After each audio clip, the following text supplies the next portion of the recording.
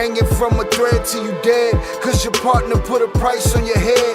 Cause your chick was laying up in his bed. She getting details, spitting every word that you said. She working retail, thirsty bitch just trying to get ahead. If history tell us anything, y'all both end up dead. It's just a street tale, a fable, some shit someone said. Sit at the table and hope there's more to offer than bread. Pulled out the cradle, first steps you getting chased by a fed. No head starts, just body parts and lead sparks. Old religion, brand new hate and weak hearts.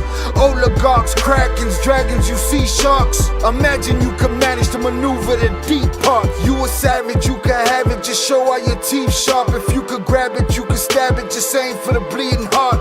The ones that show compassion, the soldier that seeks art. Does the artist that wage war take over or take part? Taking a knee, thinking no one faithful is me. I'm good people in bad lands, no evil live within me. I mind mine, I'll survive, find this lands for the free. If I'm mistaken, I'm forsaken, no one rescuing me. Residual effects, stray bullets through familiar necks. For any number of infractions that I deem disrespect. Your beliefs, you deserve better, but we both in the shit. You just haven't come to grips with it yet.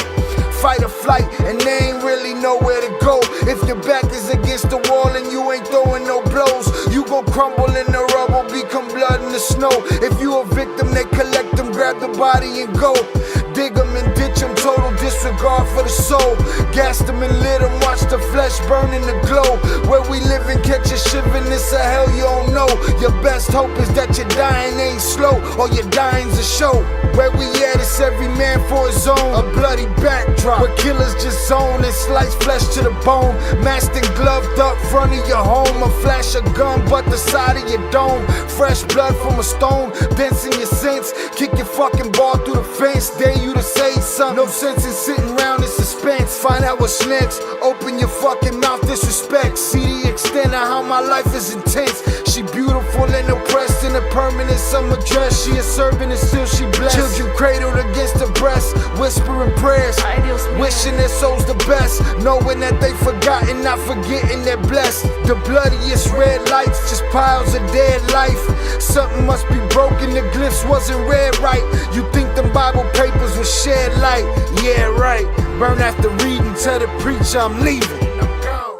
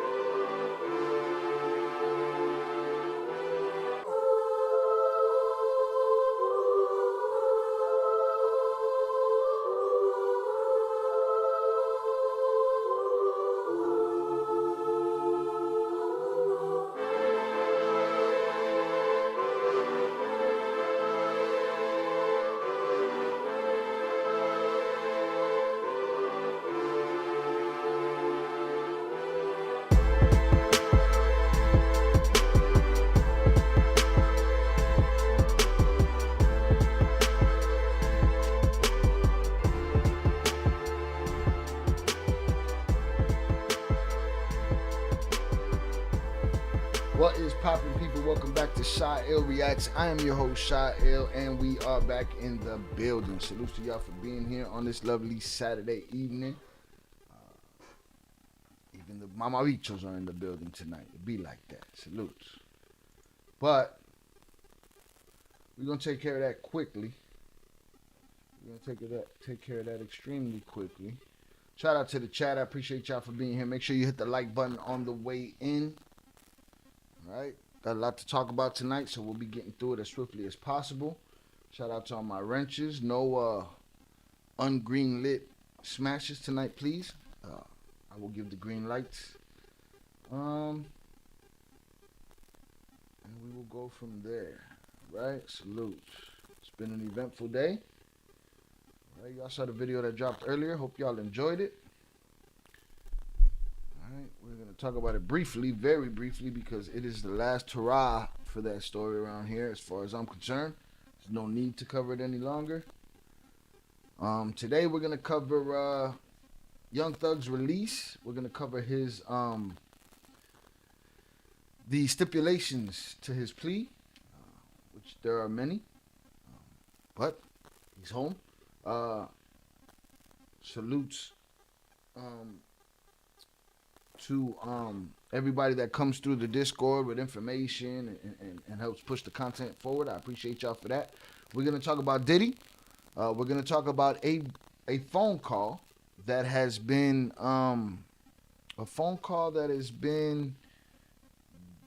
going around, but quietly. I think it'd have been much more loud and obnoxious if it was real. I don't think it's real. Some do, but it may have been what triggered the raid that happened on the jail that Diddy's in. So Diddy caused the raid. We're going to look into that. And we're going to cover the Ocran leaks preview of their Flores twin story and their new snitching, his new snitching video. So we're going to do that too. Is he doing reactions, period, or just for that subject? What subject? But he's just doing reactions. All right, salutes. Let me get to the chat real quick. Shout out Fernando in the building. Salutes to Fernando. Fernando came in last week, said he did some research on El Primo, couldn't find nothing. Today he doubled down and said nothing on El Primo checks out. What he said in the Discord was, not sure where we are on this, but I looked up El Primo under his name. Nickname under Pacer, LexisNexis, and Westlaw. Nothing came up on him. Not one hit came up. Just to put it this way, you can find any case on those legal databases, especially if he was at the level he said he was at. They should just show him on video searching and nothing popped up. Fernando, that's exactly what we did. We took all of his information, everything that he's put out, we put it through AI, ChatGPT, and we got nothing. No, he's not done doing reactions, Velez. He's going to do reactions. The question is, see, people think we went after Primo. We didn't go after Primo. He just happened to pop up on a list of Cartel talk to react to. And red flags and sirens started going off, and it went from there. But nobody targeted dude, so miss me with that shit. So shout out Fernando for that. Appreciate you, sir. Said it searches for the Flores twins by nickname or name, they instantly pop up. Shout out Michelle from AZ, salutes.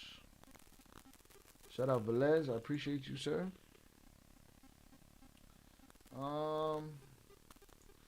It's funny, man. We just don't be liking you, but they want to be all up in your chat. They want to be all up in there talking and getting their thoughts off. But you came in here calling me names, bitch. So you are instantaneously, the soundboard ain't up yet, but you are instantaneously sent to the bathroom because you got to pay to call me names, pussy. So, with that said, one of my wrenches, if you may please, also, Velez, somebody, just crack dude in his head. First chance you get, please, and we'll go from there. Right?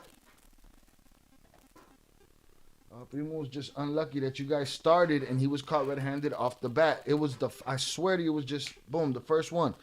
We talked about that. There was other videos we could have gone to. We started with that one. That's just how it went. Salutes Velez 408 for cracking buddy upside his shit. Appreciate you. Salutes. Is quieting down. I'm trying to get this soundboard up so that we can send them off, the way we send people off. Put him in a fucking bench, you might. You gotta pay to call me names, putita. Adios, pendejo. Adios, pendejo. All right. Now go home and get your fucking shine box. Shine box. All right. You gotta pay to call me out my name. So you can stay in the conversation. Just watch your fucking mouth. All right. Salutes. So yeah, that's what we're gonna get into today. Salutes to y'all. Hunters up in the chat for y'all. Salutes upper echelon on the check-in. But he was definitely unlucky. We started with him. Definitely. Okay, guys, save the politics for somebody else's chat. We really don't give a fuck over here. I don't. That's respectfully to everybody, but you can say your shit, but there will be no active campaigning in the chat. All right, salutes up echelon. All right, let's get it, man. Hit the like button on the way in. Tell a friend to tell a friend. Notifications did not go out from YouTube today. It did not happen. I checked. I asked a couple of people. A couple of y'all got notifications, but I have to do this. I have to schedule these live streams way in advance in order for them to send out proper notifications. So it'd be like that. Amigo. Yeah, I got to put that drop in here too. That one right next to. Oye, y el Rocha. Y el Rocha. Bueno, y el Rocha. I also got the on the phone over here. I got the fights playing. UFC fight tonight. Brandon Moreno. If you're a Mexican fight fan and you don't like the UFC, this guy would be your champion. He's a great fighter. One of my favorite fighters. One of my favorite fighters took a knockout last week. I'm hoping this week we got better luck. So salutes. Shout out Upper Echelon. He said, Fernando, real talk. We've been talking about doing these episodes, and by chance he dropped that interview. Just what it was. Again, Upper Echelon, we checked AI, we checked Google, we checked YouTube. All we got was Amazon. Fernando went through Pacer and all of those other joints, and there's nothing there either. So it's a wrap for that conversation. Y'all could talk about that shit. Y'all could defend him elsewhere. All of that good shit. So. Shout out Velez, didn't get the notification. See? It'd be like that. Shout out Raven Jefferson on the check-in. Salutes to you. It's also showing that I haven't started. It's crazy. YouTube be tweaking, boy. All right, but yeah, so that conversation is basically over. He said what he had to say.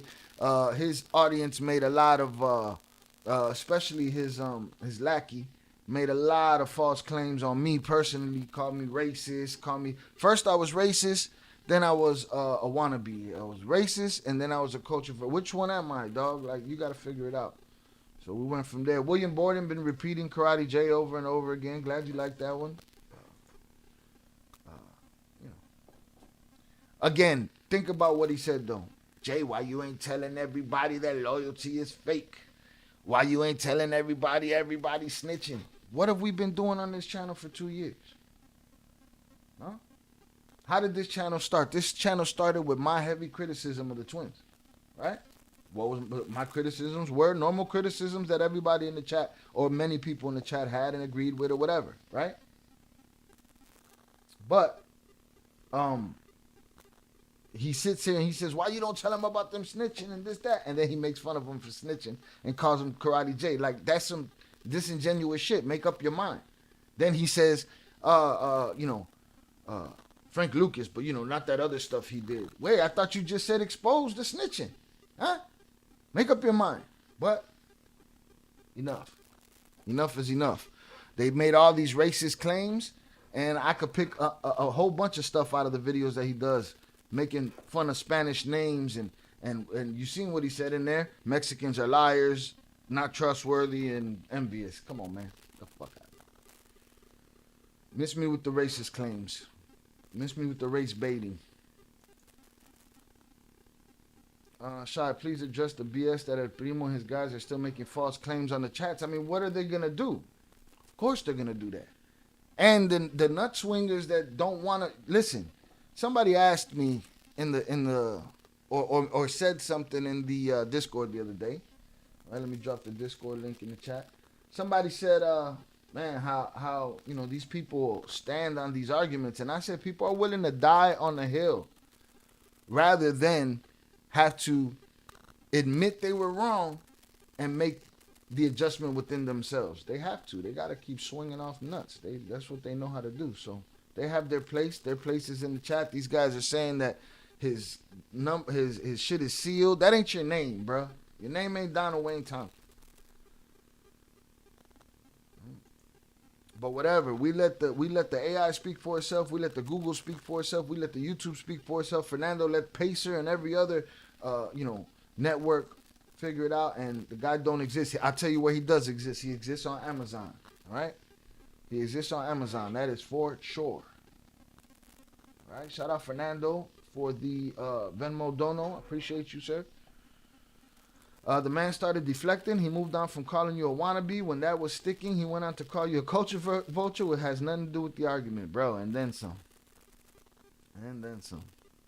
Jaden started a war. Shy, I made it. I'm late, but I'm here. Thank you, Discord. Not El Tubo. No notification. Yeah, I figured they didn't. So usually I got it right. I schedule it right at 8:15, hoping it would send a half-hour notification, and it just doesn't do it.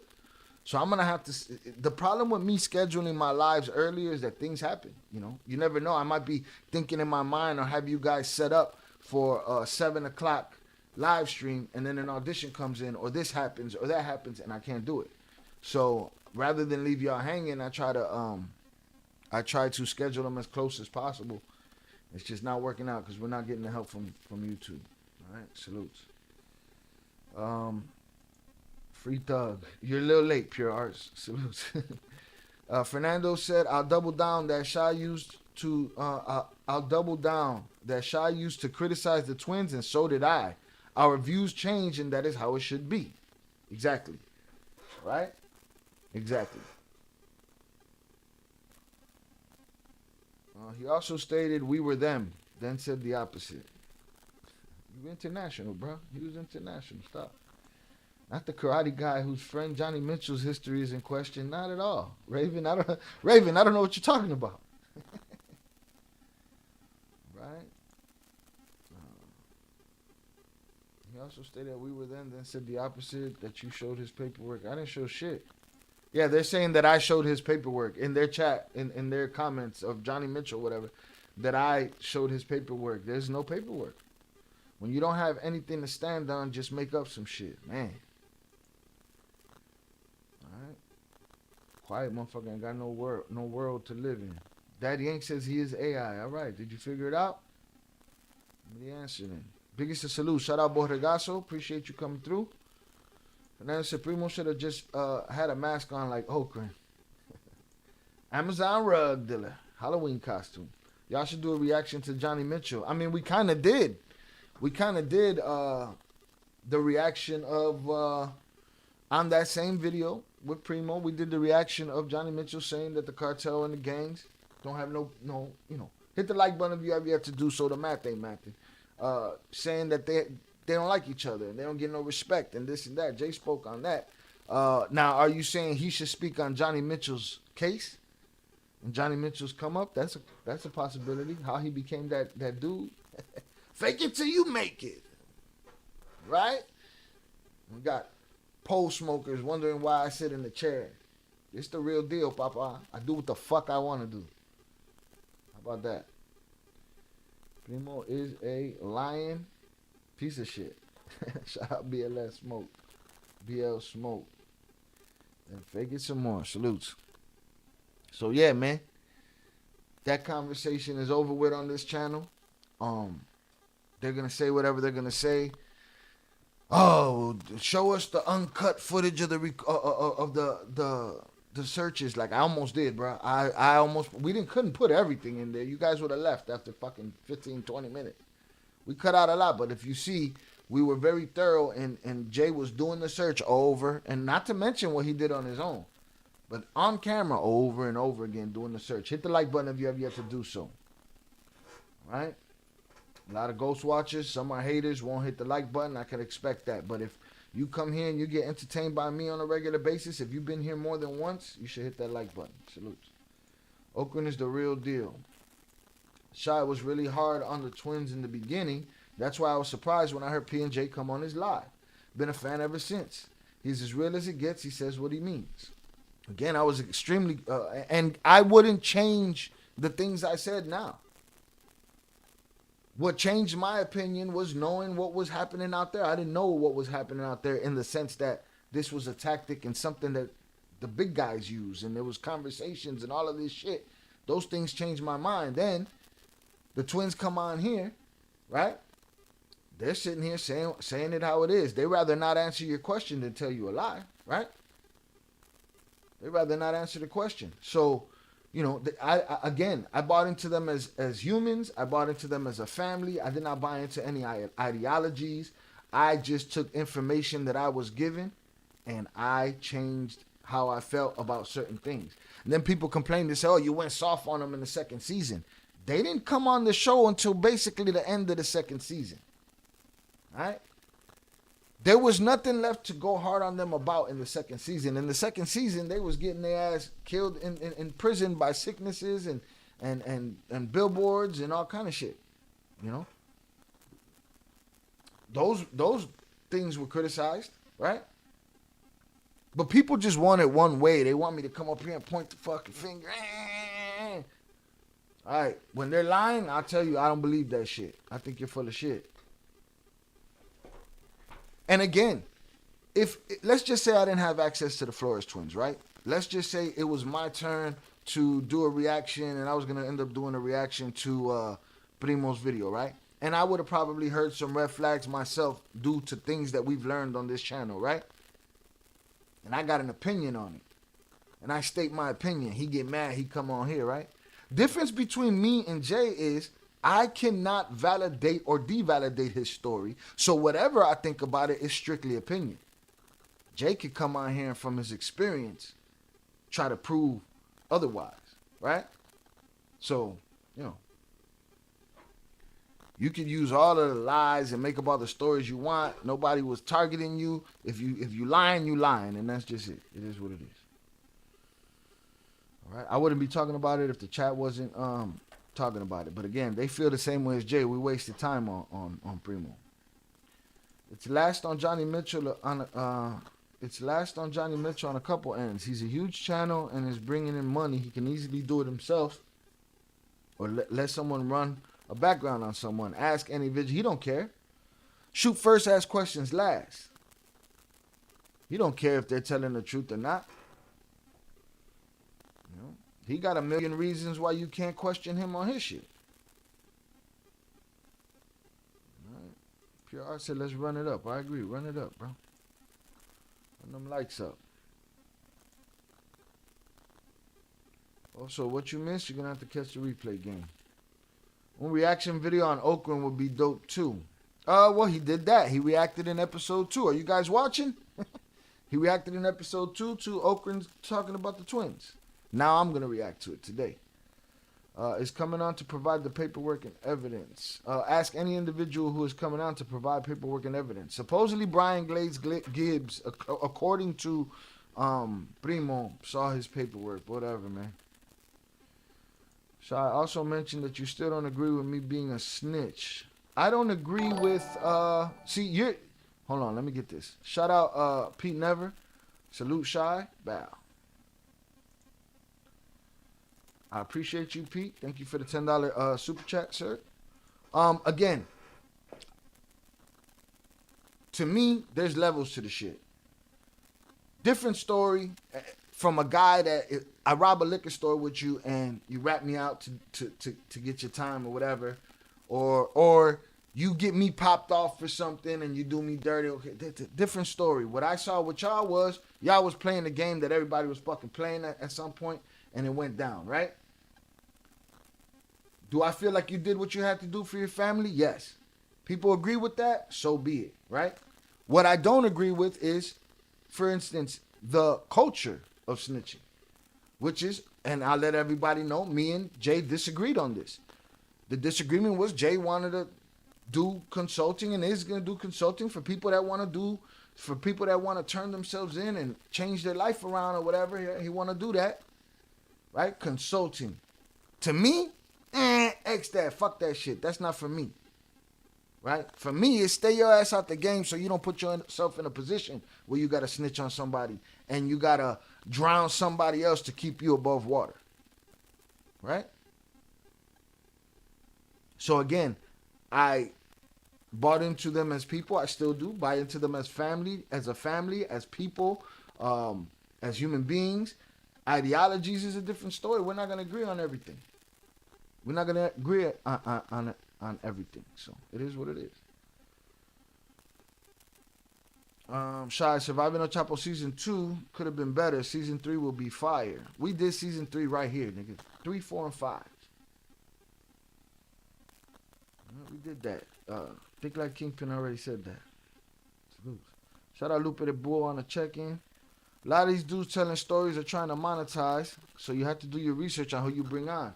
And you think he cares about people? You think Johnny Mitchell cares that people are calling him a liar in his chat? That's engagement. He wants that, right? That's why I'm not into clapping dudes too quick. You call me out my name, you gotta pay to call me out my name. But if they're talking shit in there, let them talk shit in there. Talk shit back to him. That's engagement. But Johnny Mitchell don't care that they calling dude a liar in his chat. Shit don't matter to him. Let's see what I'm missing in here. But Grasso said, Jay getting on that Ocran interview? Yes, if he reaches out. Free the diddler. Why? Why would we do that? Right? Shout out Upper Echelon for the $9.99 super chat. Surviving El Chapo season 3 coming soon. Right? I would comment in y'all's super chats, but I got the fight going on right here, and Rose Namajunas is about to step in the cage. 43 concurrent viewers, 20 likes. Make the numbers make sense. Let's get it. Shout out 030 North. What's good? We here late. Salutes to you. That's the Tube's fault. They trying to hold me down. Primo can prove his story. I have no issue saying I was wrong and apologizing. Me too. Me too. But proving your story ain't telling me. So there was this dude, Mario Nunez Mesa. Mario Nunez Mesa. If you look up Mario Nunez Mesa, if you go through Mario Nunez Mesa stuff, if you go through this article, this show you. But this the guy I told you I was with. How he's there and I'm not there because we don't see it. Yes, when snitching is order to move up, that's what don't go. Salutes. Diddy got more connections to admire than Primo trolling. Salutes. Let's see.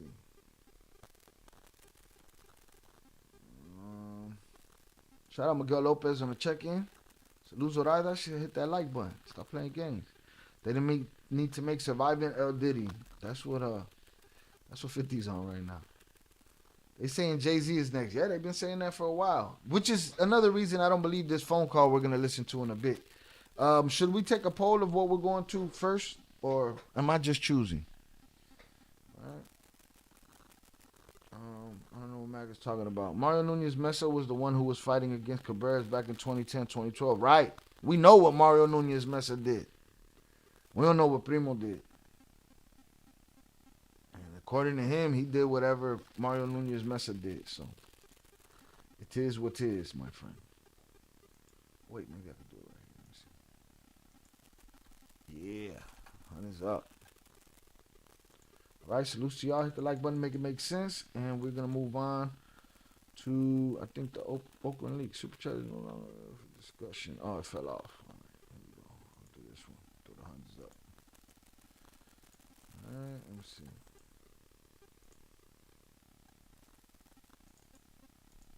No, that's not working. All right, I'll do my thing. He said a poll. You run the channel, Heifer. Thank you. I appreciate you. I can't wait till Trump is in office. I'm American, darn Mexicans. Call of Diddy Baby Oil Warfare. A poll? All right. What are we doing first? I'm going to put a poll up. As a matter of fact, we're going to give out 10 memberships today, too. All right. Let me see if that's possible. A second.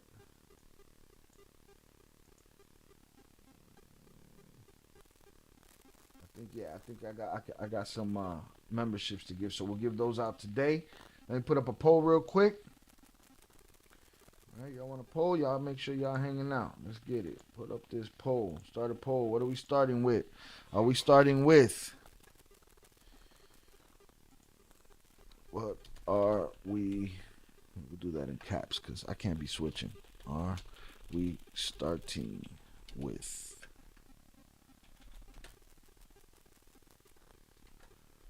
Ocran, Diddy, Young Thug.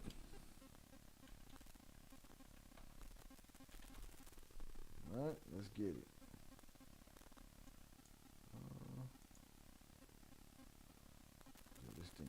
tripping right now.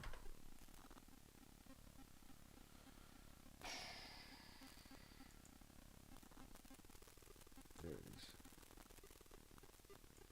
Start poll. There we go. Y'all let me know. All right, I'm putting it up for discussion today. Which is it gonna be? Primo's the leader of Elemental. I thought about it, upper echelon. I thought about it, but why?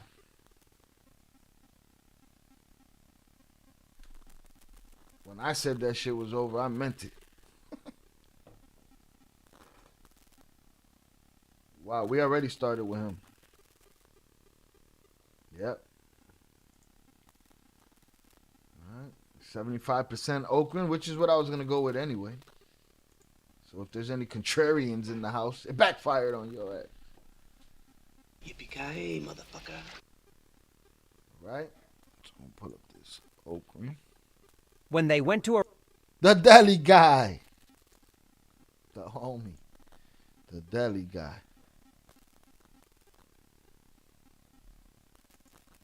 All right, it's looking like Ocran by a landslide. So I'm going to end the poll.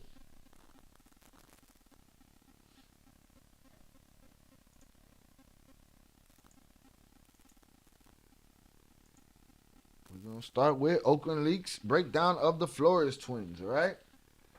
Let's see if Upper Echelon stays in the chat so he could voice his opinion. He did a little reaction to this. We'll wait till they get on the show. This is my reaction to this. All right, the fight is popping. I'll give you all the play-by-play of the main event if we still chilling, which I'm sure we will be because it's the co-main right here. I'm hoping Rose Namajunas pulls out a win. And the poll, 81% for Ocran Leaks. Get your popcorn. Smoke them if you got them. Crack them open if you got them. If you're sober, here's a hug from me to you. Let's get it. Pinche Flores twins. Salute. Hey there, friends. Hey! It's a pleasure to be back here with you for another episode. Poppin' deli guy. Today, as you've asked, it's time to talk about two people who were very important in the Ocran. Their actions had a lot of reactions. And from the perspective of Sinaloa, I can almost say it was a turning point. Because after these people decided to cooperate with the American justice system, a wave of situations and conflicts began, accusations against many of the most powerful men in Mexico. And even today, though it might not seem like it, there are still repercussions in the Sinaloa organization as a result of the protagonist's actions in this episode. But you'll understand that later. Now I want to introduce you to the brothers Pedro and Margarito Flores. Pedro was nicknamed Peter and Margarito Jr.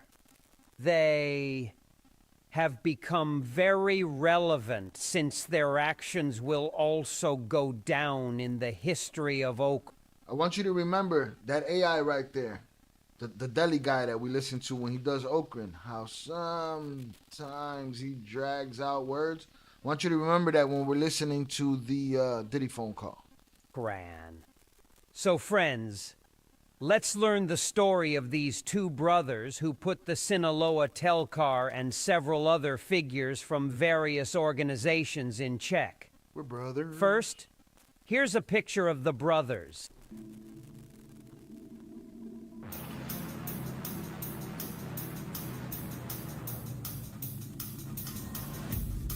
You got music, Ocran? Ocran not playing no games. You got the music going and shit.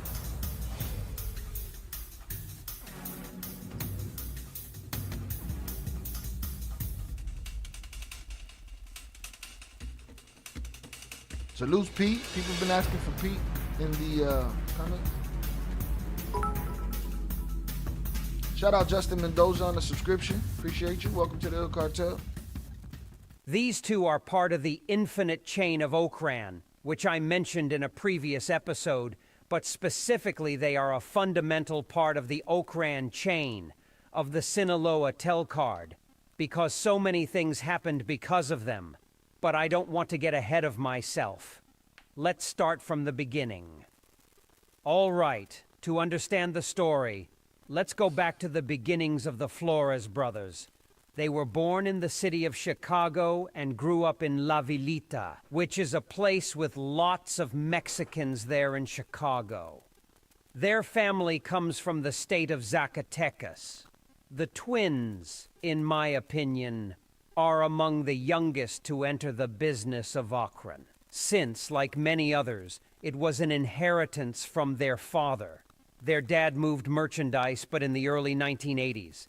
He was arrested and was in prison for about 7 years. When he got out of jail, he continued working in the same business. By then, the twins were about 7 years old, and that's when they first got involved in the Ocran, because their dad asked them to help him get some weed packages that were hidden in the gas tank. He asked them because obviously they were small and had tiny hands that fit perfectly in the hole. That was their first interaction with this environment. Their father was also their teacher, as he was the one who taught them how to use gram scales to separate merchandise into different amounts. By the time they were 8, they were already serving as interpreters in their father's negotiations. And at 9 years old, they were already crossing the border with large shipments of merchandise. Obviously, they were just the companion. People be mad in the chat. They're not self-made. Their father put them on when they were 7. I guess. What would you want to call it? Right? Shout out Zoraida. She said Jay Ocran gave Jay the music he wanted. Jay said, "Where's my music?" My music played at the beginning. I made that shit too. And you could actually hear it. Alright? Wasn't like that shit we just heard over here. Loose. Shout out Oso. He said, "We here I chose." Right? Told him I was going live. Fights were on. He got to make a choice. Salutes Oso. Right? And the ones who made the border patrol get distracted. So they would see something funny when watching 2 small identical kids with their father. And that was the technique to get them a pass into the United States. That's how they started involuntarily in Ocran. But then their father fell into prison again. And after he was released, he had to go to Mexico, as he was accused of another charge related to Ocran. The twins' older brother also worked selling merchandise. But as it always happens, he also ended up in jail. Then, the twins, without their father and older brother, had to start looking out for their family, so they decided to join Ocran on their own free will. But completely this time, using the connections their dad had in Mexico. The twins' first deal came when they were 17, and they sold 30 kilos of powder. And that's how they shot into the big leagues. Selling here, selling there. Many of the products they sold them to the Latin Kings gang. So at just 18 years old, they had earned their first $1 million. Imagine that, being so young and having that income. It wasn't long before they were going to Culiacan to negotiate merchandise prices. But as always happens, envy in this business knows no boundaries. And quickly people started talking a lot in Chicago about these twins, everything they were achieving. That's how one day, like any other, they gave Peter a Levantin. He was at the back of where he lived when a patrol car... A Levantin. A Levanton. English, motherfucker, do you speak it? Technically it's Spanish, but you know, he got a Levantin. You never know when you're gonna get a Levantin. You gotta stay on that shit. You get a Levantin, you know, it's like having a Cadillac, or, you know, a Levantin. Approached him and... It's a kidnapping, y'all. And then 2 officers... One day, like any other, they gave Peter a Levantin. He was at the back of where he lived when a patrol car approached him, and then 2 officers got out of the car and went up to him. They ordered him to turn around and immediately handcuffed him, read him his rights, and put him in the patrol car. Once he was in the back, One of the officers got back there with him and tied his feet and put a bag over his head. They drove a few blocks before they parked and moved Peter to the back of another van. After that, they took him to a house and put him in the basement. There, a person started hitting him repeatedly until they got a phone call. Then they tied Peter to a chair and kept him there for over 24 hours without giving him food or water. But this wasn't because he owed a debt or did something wrong. It was just a nap kid, plain and simple. Just a nap He kid. wasn't the only one to go through this horrible experience. Back then, many people were being targeted in this way. They would kidnap them, and to release them, they would extort them or steal goods and demand money. What's interesting about this case is that there were corrupt police officers from the city of Chicago. So that's the Saul story, y'all, that he's telling. The Saul story with the fat boy officer. I forget his name. The one that the judge let out of jail because she was plugged with him. That's what I believe. Allegedly. Who were doing the kidnappings. Imagine, kidnappings done by the police. They were doing the dirty work. Unfortunately, it was inevitable that they'd attract attention. They were just young guys and moving millions of dollars. And as they say, there are two things you can't hide: love and money. So people noticed that these two young guys were moving a lot of money because they were moving things in Chicago. And stories spread by word of mouth. And, well, the twins had 80 or 100 workers just in the city of Chicago. When the kidnappers contacted Margarito, they asked for $500,000 and 100 kilos of blow to release his brother Peter. The man behind this operation was named, and regarding the workers, The man behind this operation was named Patreon. See you there. All right, but I guess he was talking about Saul, of course. all had to always be well-dressed like business So people. this is a different part of the story now. He didn't switch from that story to something else. All right, the man behind this operation was named, and it jumps to something else. But we know he was talking about Saul. Brother Peter.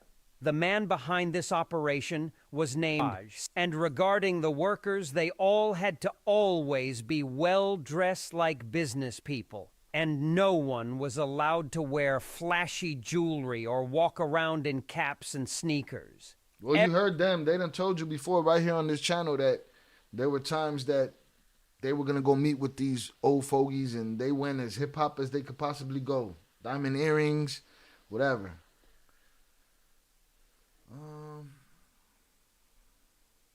Everyone had to blend in like any business person going to work. This was so the workers wouldn't raise suspicion. But now, let's see how they operated and what logistics they had in place.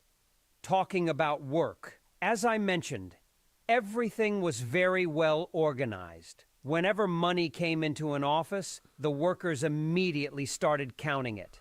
As a general rule, they never had more than $7 million in an office. And in those places which were exclusively for money, everything was well equipped with soundproof rooms because they had several counting machines, and those machines make quite a bit of noise when they're working. So the twins' workers quickly counted the money and packed it. And it's because... Switch to another subject. All right, so it was wearing their thumbs out and shit. Shout out Zamora. She said, I'm going to be ghost watching. Oh, she's sleeping. Oh, yeah, she see you on the phone. He said, I'm going to be ghost watching from my TV. Can't be on my phone. BNB on it. I said, tell her to join us. Make her a fan. He said, she's sleeping. Definitely. She turned over, see you in the chat laughing. Boy. It's a wrap for your ass right then and there. Kick you right out the bed. Go home and get your fucking shine box. It salutes to you, though. So good job. Appreciate you. Because the twins learned everything about organization and productivity from one of their first legal jobs, because they worked at a McDonald's And there they realized... No, I know. We know. Shout out Luis Herrera. Changes to another subject because you're watching the preview and not the full video. I know. Anybody want to see the full video can go see it at his Patreon. Salutes. That the system in that place was that each worker should perform only one task to never make a mistake. Because if you make a worker do different tasks, well, it's easier for them to make a mistake. Compartmentalization. So the twins very cleverly copied the... No worries, Luis. Salutes to you. I was said for the McDonald's system and applied it to the Pinche McDonald's. It's nacho cheese. It's easier for them to make a mistake. So the twins very cleverly copied the McDonald's system and applied it to the Ocran. Like as they started making millions. Like many young people, the twins also started buying flashy things. In their case, jewelry, chains, watches. A single chain they wore could cost $2 million. Just imagine. It was something exorbitant. The jewelry they bought, they even had a Nextel phone embedded with diamonds. What's up, Upper Echelon? Y'all had a bust down Nextel, bro? What the fuck is wrong with y'all? They even had a Nextel phone embedded with diamonds, but they spent on anything. For example, one time they went to a boxing match where Oscar De La Hoya fought against Mosley in Las Vegas. And the now remember, they saw Saul at this boxing match, and this was after the fact, after what went down with Peter at this fight. They saw each other. Twins invited all their friends and workers. They rented more than 60 rooms at the Mandalay Bay Hotel, and they bought front row tickets for all the days they were in Las Vegas. They went shopping and dined in the best restaurants, and they went to the best clubs only in the VIP section. They spent a fortune. There on their strolls, they could spend millions of dollars without batting an eye. As soon... Shout out Upper Echelon says, Zaza, got you on point, but love that you respect. I would have sent Val to another room. I'm just putting this on the screen. Make sure we got a record for it. You know, when Val's on replay gang in the hopefully very near future, she can see this shit. Peter spent $40K on the phone case. She. The bust down Nextel. I wish we had a picture of the bust down Nextel. What? Soon as they... That sound like some shit you make in the AI image generator and shit. Bust down, diamond studded Nextel chirp. Arrived in Mexico, a fortune. There on their strolls, they could spend millions of dollars without batting an eye. As soon as they arrived in Mexico, they did what any crook would do, bought new identities. Margarito and Peter ceased to exist and became Joel and Omar. That's it. Now. And it ain't gonna be Joel. Never calling y'all J and Pete again. It's Joel, not Joel.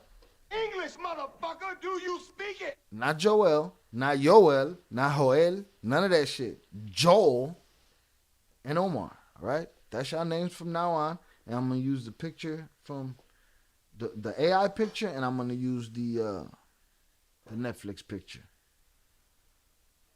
Shy, you sounded like a CI right now. Val going to be mad. I'd be a CI if this was a secret conversation, but you are live with 33 concurrent viewers, 29 likes. All right, salutes to the usual suspects in the building. Salutes to my wrenches. Salutes to Pete Never. Salutes to upper Echelon. Salutes to my donators. I appreciate y'all. But you live, Papa. So we not trying to hear that CI shit. Don't put that fucking smut on my name, because you too, sir, could end up... Put him in a fucking bed, you might... Watch your mouth. Okay?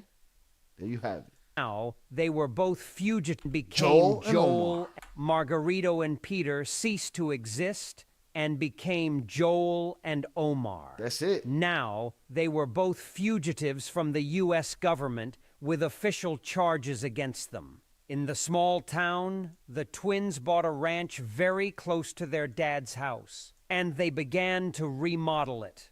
The land was on top of the highest hill, But don't think they built a little cabin or a small house. No, they built a mansion. They had more than 10 rooms with their palapa, pool, fountains, and a basketball court because they were... Yo, tell the truth though. Did you ever sit in the hot tub, bubbled up and shit, just talking shit? Okay? Huh? Who you think put this together? Me. You ever did one of those? You had to have done one of those at least once. big fans of that sport and played every day. They also built a sort of small zoo with ostriches, monkeys, toucans, and other exotic birds, and also tigers. And you can imagine the Fools rest. at a zoo, boy. They had absolutely everything, of course, what no ranch can miss. They built many stables and every week bought a new horse. Only purebred horses, extremely expensive, costing hundreds of thousands of dollars. I'm told that just on the food and care of the horses, they spent $30,000 a week. Since they were given special food and vitamins because the horses were extremely expensive, it was something no one in that town had ever seen before, and they were doing the usual things that any American does. They would make love to their women practically in view of the whole town. I say the whole town, but really, it was just that anyone passing by the mountainside could see the twins getting intimate. And this happened more than once. The townspeople knew them as the Cogalones. Tell that it was practically just for them. What the fuck does When that they mean, went to bro? a restaurant, Nobody gonna they tell would me? book the whole place. The entire restaurant. Hold on, we can't overlook that. Let's see. The Palapal. That's hilarious. All right, fucking mansions. This is America. Take that Spanish out of here. Too much Spanish, man. Let's see. Cons. Val played Tony. Oh, Val played Tony. That's funny. All right?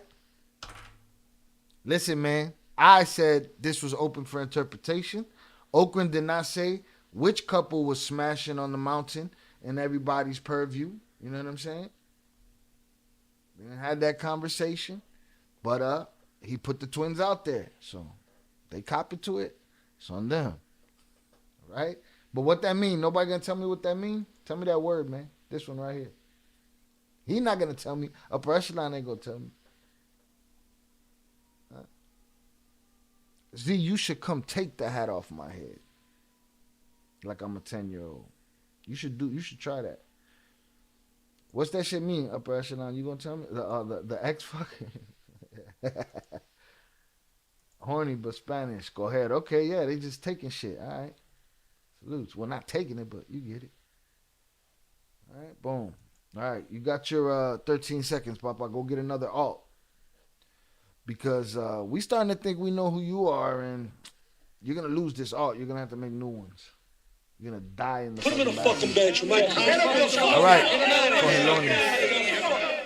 Listen, I got a mansion on the side of a fucking mountain.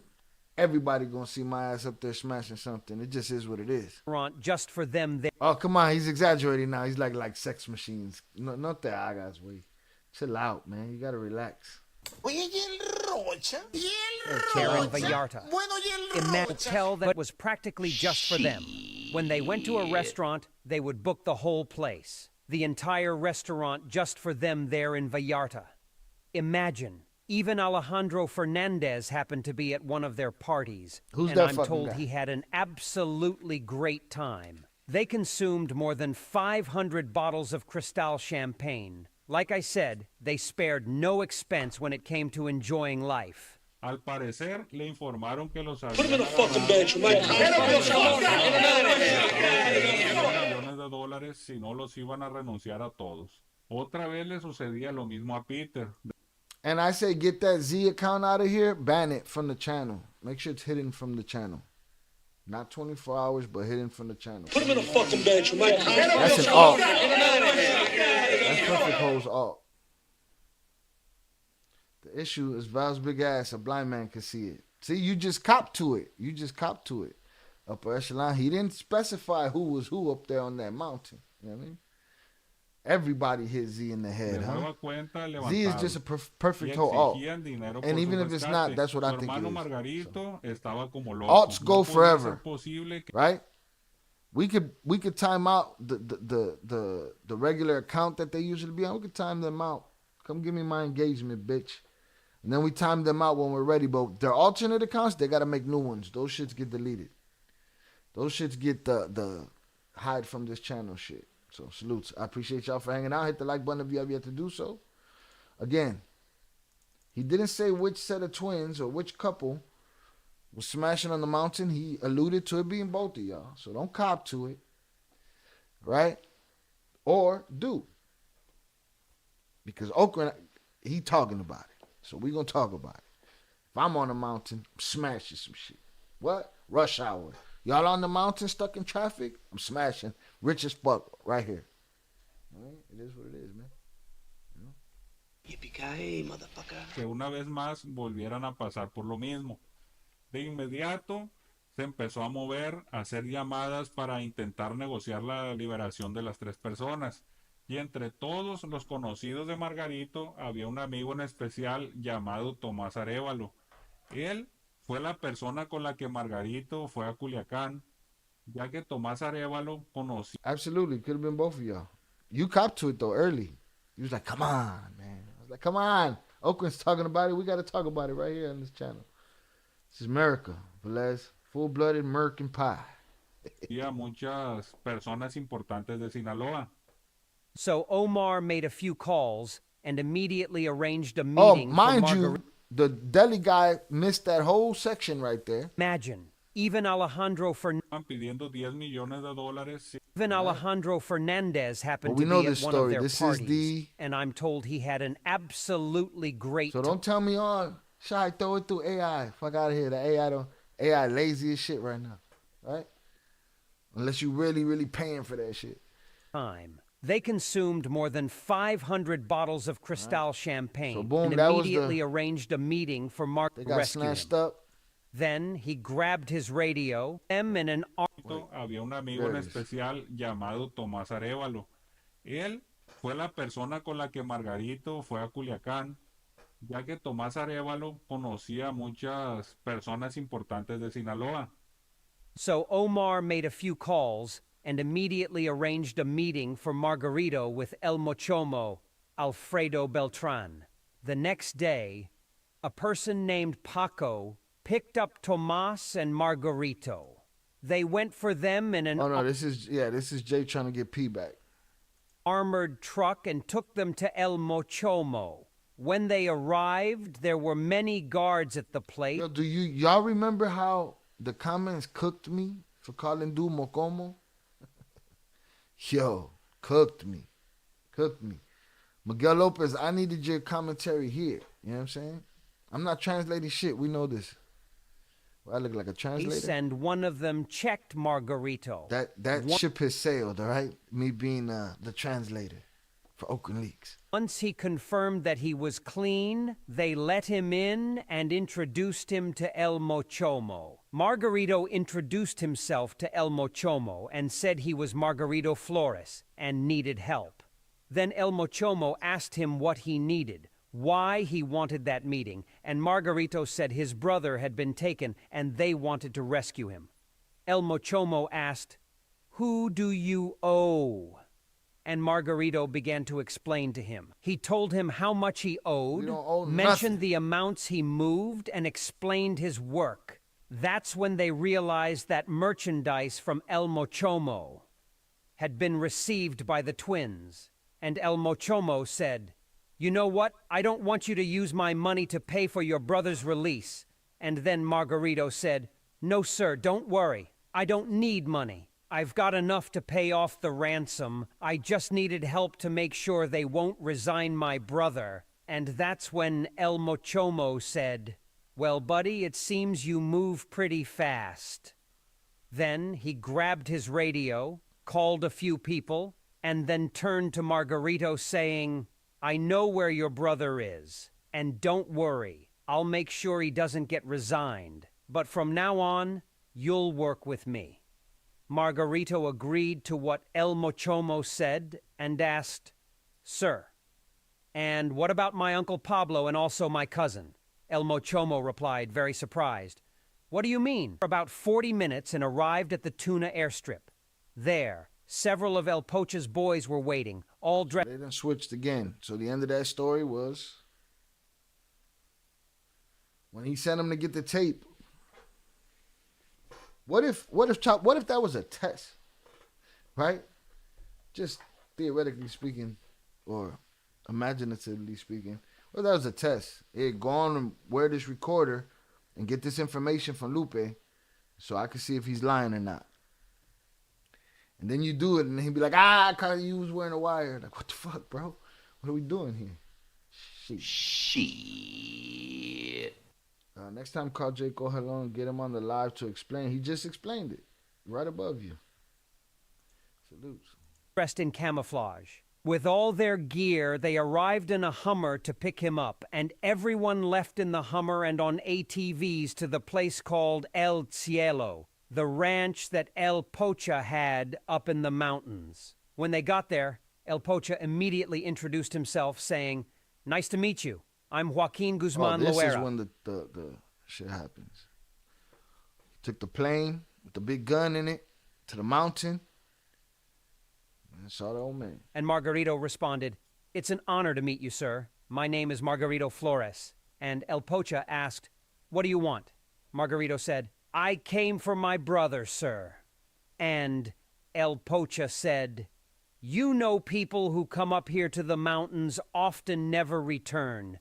Never return because of their actions. I could dismiss you and your brother together. And Margarito said, Yes, sir, I know, and I know it very well. But I came because I have word, and if I owe something, believe me, I'll pay it, whatever it is. After that, they started chatting, and Margarito began to tell El Pocha about all the deals and businesses the twins had with Uncle Pablo, and indeed there was a debt they owed to Uncle Pablo, which Uncle Pablo owed to the bosses of Sinaloa. Fortunately for Margarito, he had the accounting books where he had noted all the deposits they had made, what he had received, and the payments they had given. And everything was the business they would do, they ate, and the twins returned to Culiacan because Pocha said he would send them to meet his compadre Yoma. So the day after seeing Pocha, the twins met with Yoma, and after that, they also started doing business with other figures. I mean, Arturo Beltran Leyva. The twins were money-making machines, and everyone loved them. The machines. These guys was all kind of machines. By the year 2006, their business was at its peak. Every 5 days, they sent them between 400 and 500 kilos. Just in the city of Chicago, they sold 2 tons a month. In fact, there were times when they sold 2 tons in just 10 days. That's how they made all to their pockets, approximately. In fact, they also did business with Manuel Fernandez, the animal, and sometimes used his tunnels. Once the merchandise was in the United States, it was like a company similar to Amazon. They shipped to practically all states in the Union. To name a few places where they sent goods and had clients: Washington, Philadelphia, New York, Detroit, Cincinnati, Columbus, Boston, Kansas City, Ohio, Colorado, and obviously their main base was Chicago. And that's why money was raining down from the sky, and hundreds of millions were sent to Mexico every month. There were symbols saying Federal Investigation Agency, and they were all taken inside and kept handcuffed. Minutes later, one of the officers' phone rang, and all that could be heard was him replying, "Yes, sir. Yes, sir. This of was course, when yes." they got snatched up at the club with their wives. Made the call. And after he hung out, he yelled to the twins, the women, and the Chinese, who the hell called them, who did they called with, he's extremely upset. And then the officer said to Margarito, "The boss wants to talk to you?" "Who?" asked Margarito. "Boss Arturo Beltran." He asked, "What's going on? What are you involved in? Why are you offering so much money?" And Margarito said, "Because I have to, sir. I have no other choice. I'm not going back to the United States to prison." And Arturo said, "Look, we're going to get you and your brother out, but this won't be easy. What is most important to you?" And Margarito said, "Get our wives out of this mess." "All right," said Arturo. "Don't worry about that. Just keep this phone from now on." After that, they put the twins in an armored Suburban, and all the police officers hunkered down, expecting some aggression. Later, the police decided to go out on the street and began to move around the city to bide time until the U.S. agents arrived to take the twins. While this was happening, Arturo's people called the AFIs and said they wanted to speak with Margarito. So they handed the phone to Margarito, and the musician said, "We have a lot of people ready to rescue you. Don't worry, we have all the roads leading to Puerto Vallarta Airport secured. Puerto so there's Vallarta. no chance you'll get on that plane. So you're not going back to the United States, don't worry. But there is a chance there could be a shootout. And this might not end well. But whatever happens, it's been a pleasure meeting both of you." After that, when they turned into a street, many armed men blocked the path of the AFI's vehicles. And the leader, Cho Men, approached where the twins were and said, "Quats, let's go. It's time to leave." Quats. By that time, the AFIs were already subdued when they got into the vehicle. With Chomen, they had to go through a military checkpoint. But when the Who knows if military we saw could the even say massive this name, convoy but of I'm going to say it for those that don't know. He says names backwards. Choman is Menchel. well-equipped people, they just let them pass. After that, they arrived at the house where the twins were, there in Puerto Vallarta. Everyone parked in front of the twins' house. When the door of the first truck opened, Peter got out, followed by his brother, and a crowd of well-equipped people. The most important ones went into the kitchen and settled at the dining table. Among them was Choman. That's how the twins became one of the most famous and successful informants in that environment. The agents gave the instructions that Peter and his brother had to follow.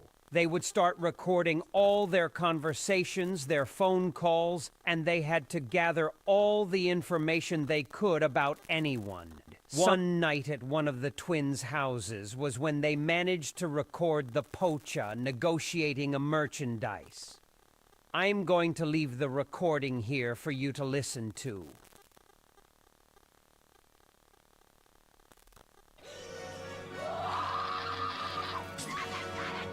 Yeah, perfecto. 24 hours is enough. Update that I just found out about, but it basically lets you either block ads. He's for making good. accusations. There you go. That'll do it. ¿Qué dice? For ¿Cómo está? his alts though, they get hidden forever. All right.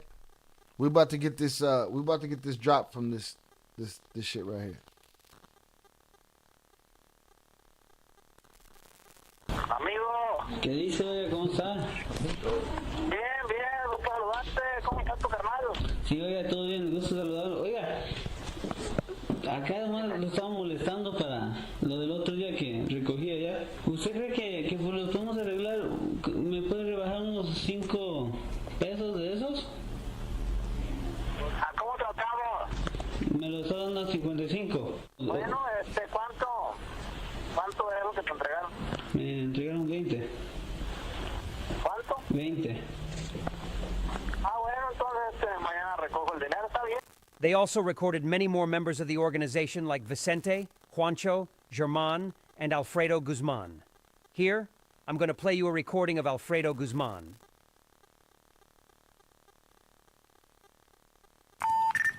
Adelante.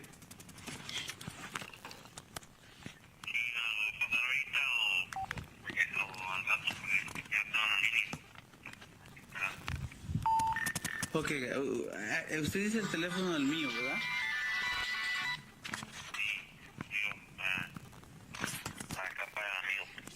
Ok, aquí lo ven. Listo, es del 333 136 1113.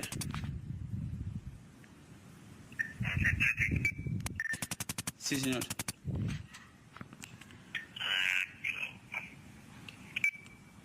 Ok, y ahorita, ¿cómo le hacemos? Ahorita le voy a decir al sucio que le marque para atrás a este muchacho.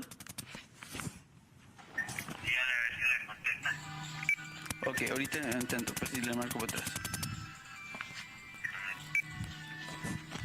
That was Alfredillo in regards to his father wanting to call me.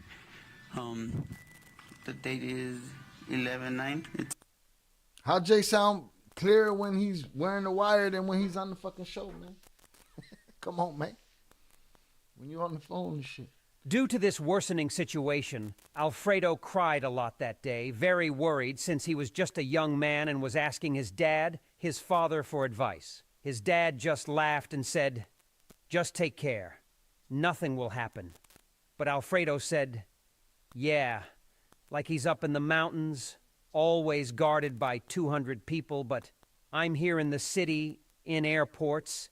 Anytime they could grab me and send me to the United States to be locked up for life." In January 2016, as you already know, Navy elements captured Pocha in the city of Los Mochis. As soon as that happened, a few days later, the twins signed the extradition order for one of the most wanted men by American justice. Thanks to the signatures of these two brothers, they managed to extradite Pocha. Now that you know a And the bit other one about got this tricked. And nobody believed it. story, I want to tell you that I've been trying to do an interview with the twins. As you've seen, I started with They're that too new expensive. interview They're expensive. format. They're not cheap. You know what I'm saying? So I get him. I understand what he's talking about. Like I did with the sombrero people. So, I want to ask you, friends, how would you feel about having these brothers? Either one by one or both together. If you'd like that, let me know in the comments so I can put more effort into it and push them a bit more. Also, write down in the comments what question you want me to ask them. Remember, they were very close with Arturo Beltran, with the musician, with the Mochomo, with Alfredo Guzman, with the animal, with Vicente, with Yoma, with Pocha, with Chomen, and many more. These twins are very extravagant. They had a lot of connections with celebrities like Kanye West, Michael Jordan, 50 Cent, and many more. Athletes, singers, artists, a lot of famous people. So if you want to know much more about them and have them tell us themselves, support me. I think I could do several interviews. Tell me how you'd like me to handle them. If you'd like us to talk about anecdotes with 2 or 3 people, and then do another interview with other anecdotes with different people, please write to me and tell me what questions you have for these friends. As you know, I'm here to serve you and support me to keep looking for other people to interview who are active or inactive, but who have been completely inside the Ocran. And folks, we've reached the end of this episode. I hope you enjoyed it. Don't forget to support us and follow. All right. Here's my thoughts on this episode. I didn't have much to say, obviously. Mauricio thought it was because I was mad. It's because, and I'm sure it's by design, because this is a preview. We didn't learn nothing from that. They were smashing on the mountainside. Common sense. But we didn't learn nothing from that. I'm sure on the Patreon there's stories probably that we haven't heard or whatever. But we didn't get it from this. So there wasn't really much to talk about. We pretty much knew all of that shit. Shout out Miguel Lopez. He says he's active in Merca. Let me go back up. Shout out 298 on the check-in. Salutes Yael on the check-in. Winnie the Pooh. Salutes Velez for sending them all each other to the bathroom. Yeah, you can't be making accusations on me. Fuck out of there. Yeah, exactly. Video said everything the twins have already said before, but again, that might have been by design. He put this out to his YouTube people in an attempt to get them over to the Patreon page. But what I will do is I will link y'all to his channel, because that's what we do over here. We ain't on some hater shit. All right, I'm going to link y'all to his channel. Copy. I'm going to drop that in here. Boom. So y'all can go check out his stuff for yourselves. But I'm sure it was probably by design that they gave everybody the information that if you really know the story, then you know this information. And if you know this information, then you're going to be drawn to the Patreon. You know what I mean? So that's that. I'm going to jump right into the next video, which was a special on working as an informant. He's talking about the game and the way it works with the informants out there. On the condition pod. Let's get it. We got the deli guy back. How a person. All right, hundreds up in the chat. I appreciate y'all. Main event of the UFC is about to start. So if y'all hear me yell or something, I'm putting double, triple duty. Shout out Luis Herrera. He said full video doesn't say nothing new. I already seen it. Well, there you go. So I expected to hear some, insider information right there. Shout out Your Vid Sucks. I appreciate you. Salute Lupe the Bull. Winnie the Pooh. They're Tony Tough guys, them guys, man. They don't cry. All right. Boom. Hit the like button if you have yet to do so. Salutes. I appreciate y'all for being here. Let's get it. And becomes an informant. The reasons, the process of becoming an informant. Today we have, once again, welcome to your Ocran Leaks podcast. Today we have an episode on a very interesting topic. It's about government informants. I'm going to explain what it means to be an informant, how a person becomes an informant, the reasons, the process of becoming an informant, and, of course, the benefits. First off, I'll tell you what informants are.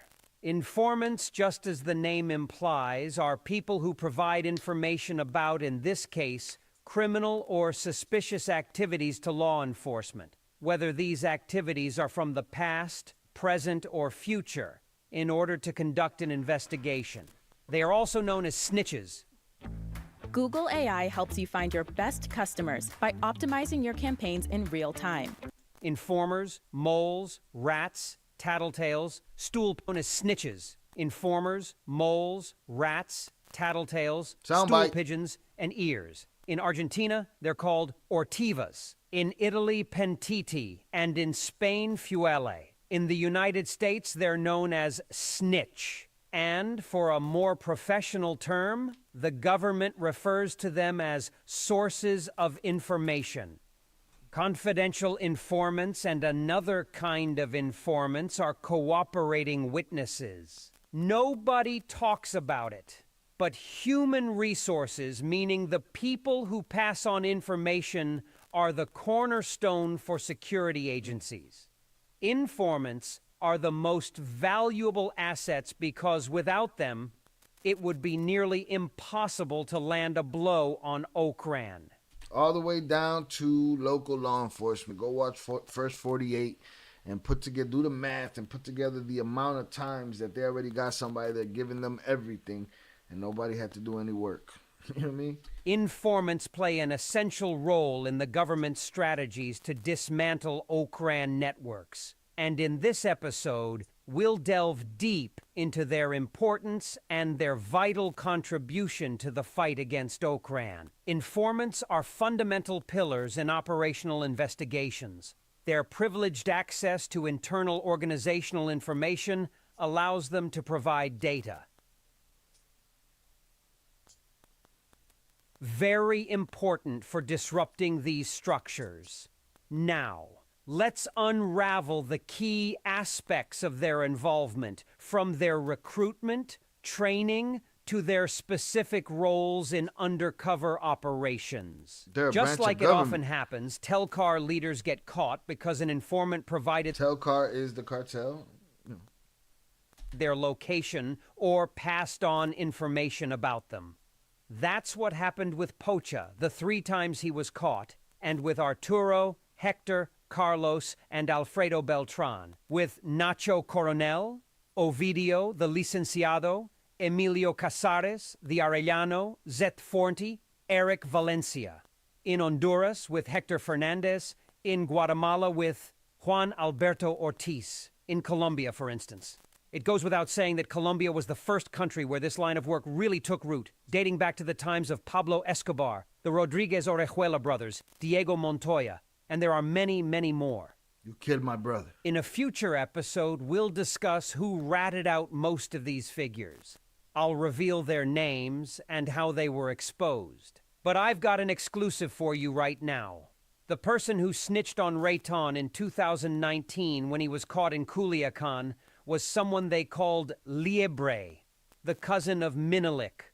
And the one who snitched on Rayton in Jesus Maria was a compadre of Ovidio who worked with him and who had visited him at that house where he was arrested just a few hours earlier. For this operation to take place, he provided the exact coordinates and who was with Ovidio, as well as how many people were guarding him. But I'll get into that in another episode. The use of informants in the battle against Ocran has its roots in the government's need to dismantle its criminal networks. This practice dates back to periods when authorities faced the challenge of identifying and neutralizing drug trafficking operations. Over the decades, the role of the informant has become crucial as a key tool in the strategies against Ocran. From the earliest documented cases to modern undercover operations, informants have been the cornerstone in gathering information to dismantle organizations. International cooperation in the war against drugs and joint operations between government agencies from various countries have relied heavily on the collaboration of informants, enabling the dismantling of international drug trafficking networks and the capture of key kingpins, with significant judicial cases such as major court cases such as the prosecutions of leaders of Mexican and Central American cartels have relied on information provided by informants to secure convictions, sentences, and dismantling criminal organizations. In conclusion, informants have been key pieces in the battle against drug trafficking, providing essential information to dismantle criminal structures, capture leaders, and prevent the flow of illegal drugs around the globe. Informants play various roles in government operations against Ocran. Their work goes beyond mere observation as they actively engage in the gathering and delivery of valuable information. Key among their tasks are the acquisition of information. It's absolutely crucial.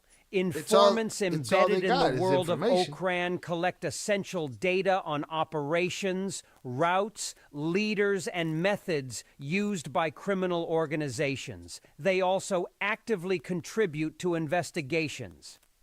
As they actively contribute to various police investigations and undercover operations, providing precise details that allow authorities to plan and execute effective strategies.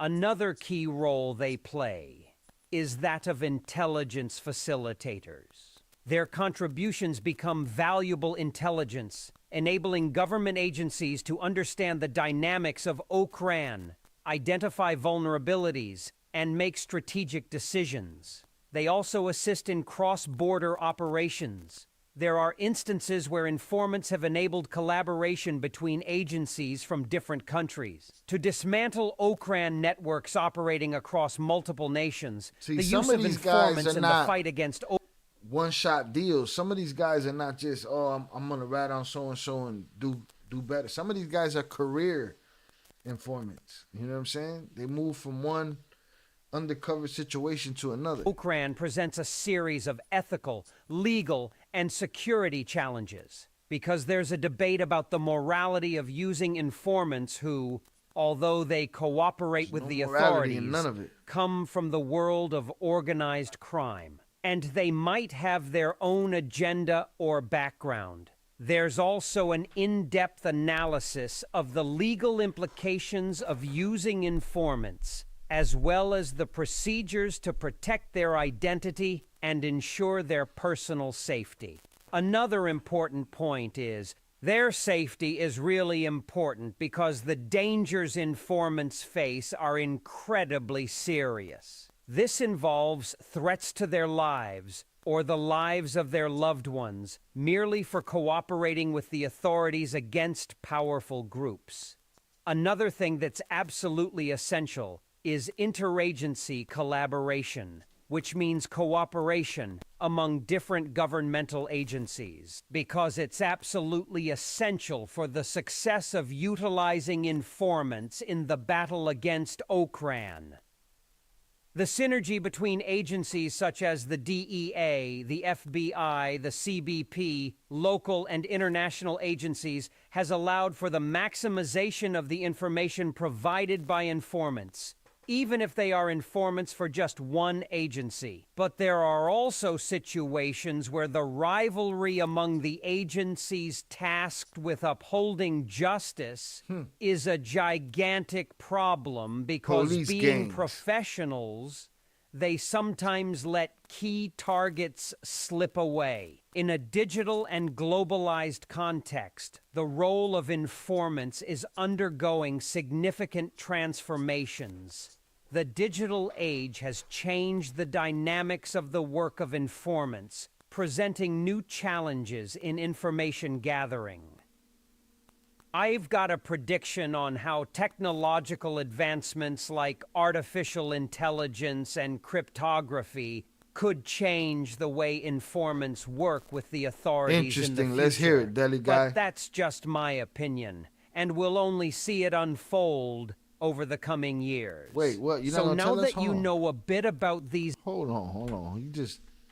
Was that a in teaser? the future, but that's just my opinion. Informants work with the authorities in the future, but that's just my opinion. You're not gonna and tell we'll us only the, see it unfold over the coming years. What your So thoughts now are? that you What you know talking a about? bit about these individuals, let's focus on something more specific. We need to understand the various types of informants. There are incidental informants who show up sporadically and usually don't provide anything beyond their initial piece of information. Like, for instance, someone who happens to be passing by the scene of a crime as it's happening, they provide some information and then vanish. There are also the embedded informants. These are individuals who are pre-selected and groomed to carry out a mission to gather information. Of course, they yield good results and are usually... Yo, salute to everybody in here, 32 concurrent viewers. Let's try to get to 40 likes. I'm sure there's somebody in there that hasn't hit the like button yet. Let's get that up to 40 likes. Salutes. provided with a pay roster. We also have what are called dual informants. They are information brokers who often work for one or more organizations. Their goal is to sell information to the highest bidder. Procedural informants are those linked to a legal case, a criminal process, and they offer useful information in search of personal gains, such as reduced sentences, just like people who are arrested do. Hey there, Ryan Reynolds here from Mint Mobile. Now, you might be noticing that something has changed. It's not Mint's offer of unlimited... There are penetrated informants who are carefully selected and trained with the goal of gathering specific information. Like, for example, a driver in the service of the head of a drug cartel. And we also have the false informant, who intentionally provides false or misleading information, mostly to divert attention from a crime onto someone else. Informants can range from victims of a crime, police officers, to members of a criminal group. Look, this it's akin to the difference between boxing and MMA. Boxing, you throw hands, Whoever goes down, it's a wrap. It's that's one way to lose. There's like two ways to lose: decision or getting knocked out. MMA, there's a whole bunch of ways. You can get choked out, you can get your arm taken, your leg taken, you can get knocked out, and that's how it is with this. Like, you got informants coming from everywhere. Informants coming from that are undercover police. Informants that are people that just saw something and telling about it. Dudes coming from the inside. People that know inside information because of this, that, or the third. It's just coming from every area. Stay out the fucking game, man. None of this shit is right. It's dead. I just figured out how to use fake AI. People say whatever you want. Tech is insane. Salute y'all. You just figured out how to use fake AI. People say whatever you want. This is something that's pretty common in the Ocran, and I'm not saying it's right or wrong. But what I do find funny Again, salute is Albert Flores on the check-in. that everyone hates snitches, yet most of the people working in a tel car praise their bosses. They idolize them There and it see is. them making We've been funny. screaming this for is years that on this everyone channel. hates snitches. Everyone hates snitches. But what I do find funny is that everyone hates snitches, yet most of the people working in a tel car praise their bosses. They idolize them and see them as heroes, when in fact they're the biggest snitches out there. So that doesn't really add up. And anyone who says otherwise clearly doesn't know anything about this scene. For those who might not be aware, to become the leader of a tel car, you inevitably have to become a snitch. To start with, you've got to rat out your enemies. And there are some who even rat out their own people and friends just to hold on to their leadership. That's something I really look down on. Just because someone wants to look good for the government, they shouldn't betray their own people.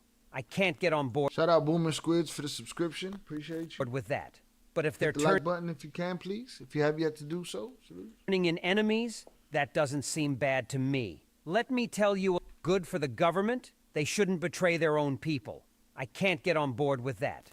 But if their government even rat out their own people and friends just to hold on to their leadership, that's something I really look down on. Just to All right, hold, rat out and their there own people and friends just to hold on to their leadership. You've got to rat out your enemies. Right? So we talk about choices, right? Twin said they made the choice for a better life. They didn't make the choice due to the threat. It was probably part of it. You know what I'm saying? The threat of having to pick a side in the war between the families, right?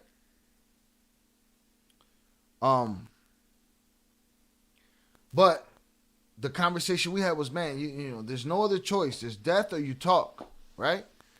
With this, it's the bosses having the choice. It's either I take this L, lose my position, or I do some snake shit. I do some rat shit. I do some snitch shit. I do some informant shit, some cooperator shit, right? It's choices. And when it comes to that power, he just said it right there. He starts ratting on they ratted on their friends, family, whoever, in order to hold their shit. Stop. The shit is a lie. The shit is a lie. You have to become a snitch. To start with, you've got to rat out your enemies. And there are some who even rat out their own people and friends just to hold on to their leadership. To their leadership. That's something not to their life. Choices made. Right? They'll rat out their own people, to hold on to their leadership. Not for their life, not for their family, not for none of that shit. To hold on to their leadership. And everybody want to pick and choose who's the snitch and who's... Shut the fuck up. Really look down on. Just because someone wants to look good for the government? I used to give a fuck. I don't give a fuck. Bro. What? Stay your ass out the game, man. They're inevitable. They're inevitable. Just like cameras are now. They shouldn't betray their own people. I can't get on board with that. But if they're turning in enemies, that doesn't seem bad to me. Let me tell you a little story about informants. Well, it's not a story. It's a real fact. Do you know who was the first person who started it all with cooperating with the United States agencies? But listen up. It was with the United States, the very first one to start ratting out people was Pocha back in 2001. Chapo. That's how the Arellano were finished. All of them. He ratted them all out to the Americans, and as I'm telling you this, it's a verified fact. But after we discuss that conflict, we'll dive deeper into the topic so you can learn who was the first person to establish communication with the Americans. And here's a little teaser for you. It was a relative of Pocha. Later on, Humberto Loya served as the liaison.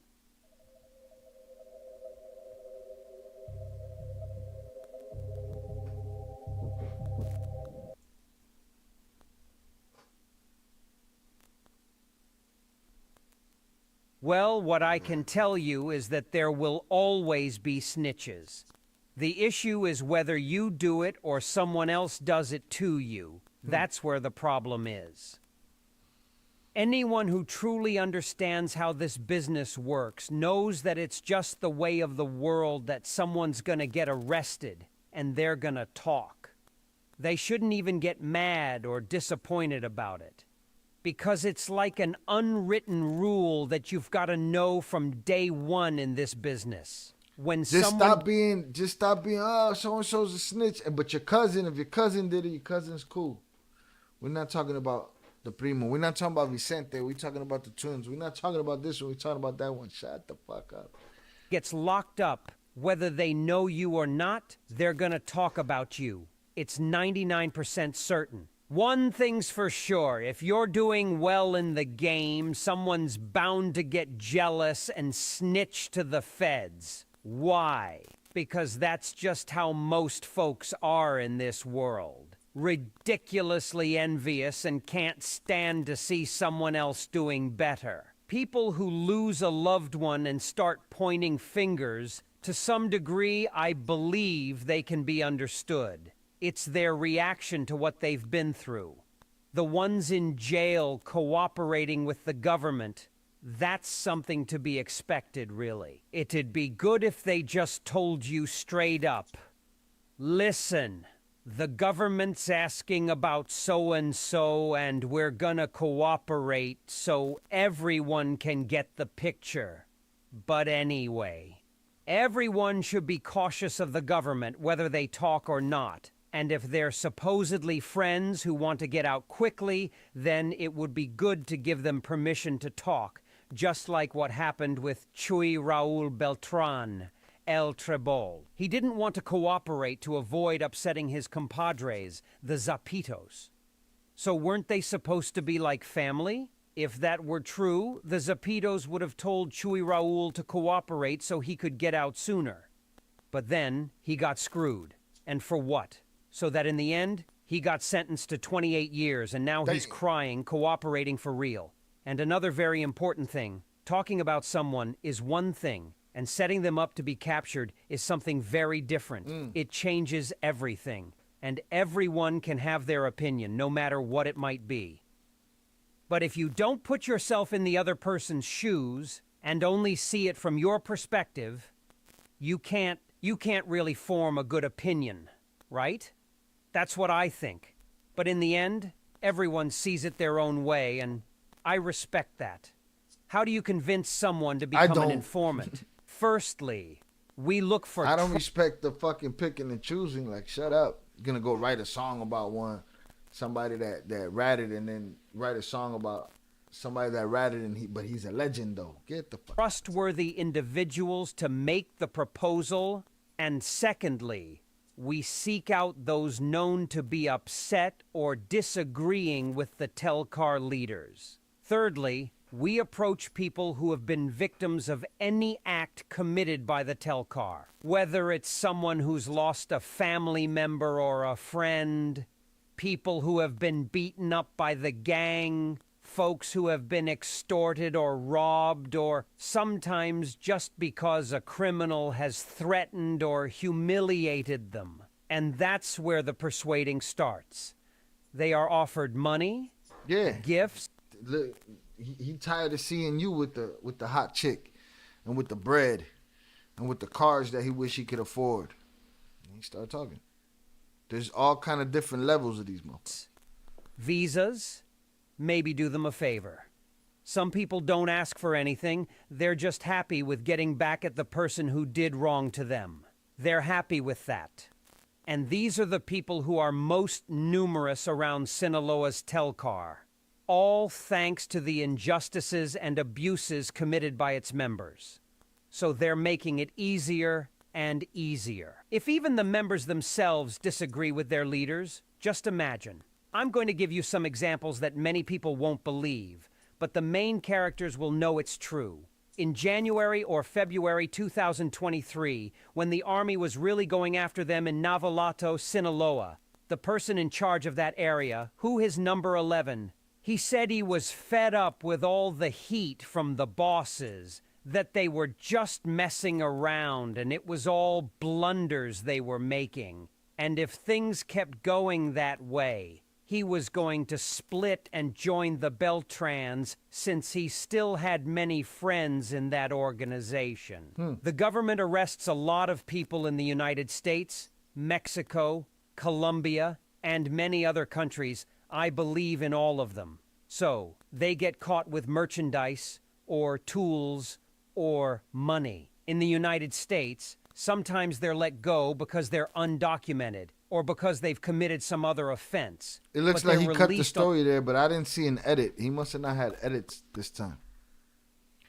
In that organization. The government arrests a lot of people in the United States, Mexico, Colombia, and many other countries. I believe in all of them. So, they get caught with merchandise or tools or money. In the United States, sometimes they're let go because they're undocumented or because they've committed some other offense, but they're released on the condition that they become informants. And they force them to pass on information under the threat of being arrested.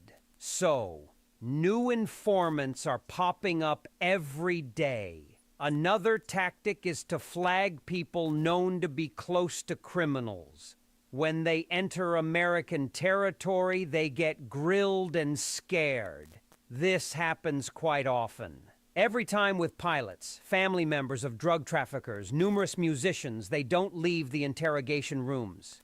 Just ask Roberto Tapia and Barajas from Enigma Norteño, and many others. Norteño. The same happened to Trevel, Chuy Raul, to Morris, compadre, and pilot of Alfredo Guzman, as I told you in the last episode. And even if they deny it, they always provide some reliable information. They can't guarantee they'll become full-time informants, but they do share some kind of intel, and I've seen it happen firsthand. An Ecuadorian friend of mine had his pilot nabbed while on vacation in the United States, and they pressed him so hard he ended up turning informant. The pilot began to pass on information about my friend, all his movements, where he traveled. He started to record him, and the final evidence was a video and photos he took of a shipment marked with a scorpion. He snapped the photos while they were loading the plane and when they were in flight. And then the Loskis showed up. Some were seized in the United States, and just like that, they built a conspiracy case and arrested my friend. So just so you know, often when people are entering the United States, that's when they get taken to the famous little room and they grill them with questions. And believe me, they know how to apply pressure. And many fold. You have no idea how many musicians give up information. It's because they threaten to cancel their visas. And They're not about their life. Nobody wants to lose it because they know that's where the money is in the United States. Of course, it's not just musicians, but many others do the same. And what do informants get in return for passing on information? Well, there are all kinds. Some get money, others want visas, and the majority do it to get reductions in their sentences. There are also those who do it to eliminate competition, and still others just do it to get their revenge, as I've explained before. Do you have any idea how many informants there must be? If every organization has them, saying there's a lot would be an understatement, especially with the Sinaloa. Telcar, who has the most informants. When people hear that the United States is fighting Ocran, the first thing that comes to mind is the DEA. However, many other agencies are also involved in this fight against Ocran, such as the... Well, friends, here ends the first part of this story. Stay tuned for next week to know the second part of the story. Thanks, everyone, for your support. The moral to the story? The moral to the story is this. If you're looking for a game where there's no snitches, it ain't rug trafficking. That ain't it. You know what I'm saying? Sneaker season, we know. It's actually translation from Spanish to English. It is AI, but it's translating them from Spanish to English. We call that voice the deli guy. All right? What happened? Brandon Moreno got poked in the eye. I just looked down, the fight stopped. Let this fight go. He was doing his thing. But he's definitely AI. But the moral of the story is, this ain't the game. All right? The rug game is not the game. There's not a game where there's no snitches. They're all in there. They're deep. Right? So you just setting yourself up to make a couple of dollars, crash and burn. All right? You heard the twins say it on this channel before. All of the jewelry, all of the monetary shit, all of that shit, it belongs to the lawyers. You just don't know it yet. Because these fools is out here. And that game is bullshit. There's no loyalty in that shit. Honor amongst thieves is a myth. But if you're really looking for a game that doesn't have rats in it, it ain't the drug game. All right? Hit the like button if you have yet to do so. Salutes. Moral of the story is, if you want to make it big in the rug game, snitch. Ain't that a bitch? They're crazy? Shit. All right? But, yeah. Streets is dead. They can say what they want. They can say, Shy, you washed up. You don't know shit. Blah, blah, blah, blah, blah. Listen, there's dudes out there that, honorable dudes that stood tall and took their time, and the dudes that cooperated and testified, they'll call them stupid. And they'll call the dudes that testified rats, but hey, y'all stood on whatever you stood on. All right? You got to stand on something. So you stood on whatever you stood on. All right? These dudes exist. They're out there. Right? But that ain't the game no more. There's no benefit in that shit no more. The game is sour. It's gone bad. It's probably always been bad. Sure, there was a 15 minutes of tranquility, but it's become an oppression of the people anyway. Why? Because look at Sinaloa, been on lockdown for who knows how long, for a war that ain't going nowhere, that we can't cover on a regular basis because it's just drowning in propaganda and half-truths and this and that, and to me it's a waste of time and effort. The only truth and the only reality is that the people of Sinaloa are suffering. Oppressed by some dudes that are eating well-done steaks and driving Lamborghinis and shit. Right? No loyalty on the streets. All right? Do your dirt all by your lonely. Stay out the game. Don't put yourself in a position where you have to snitch or talk on somebody. The game is dead. Every level, there's somebody talking. From every level. All right? Shout out Ocran. We're going to drop his channel again.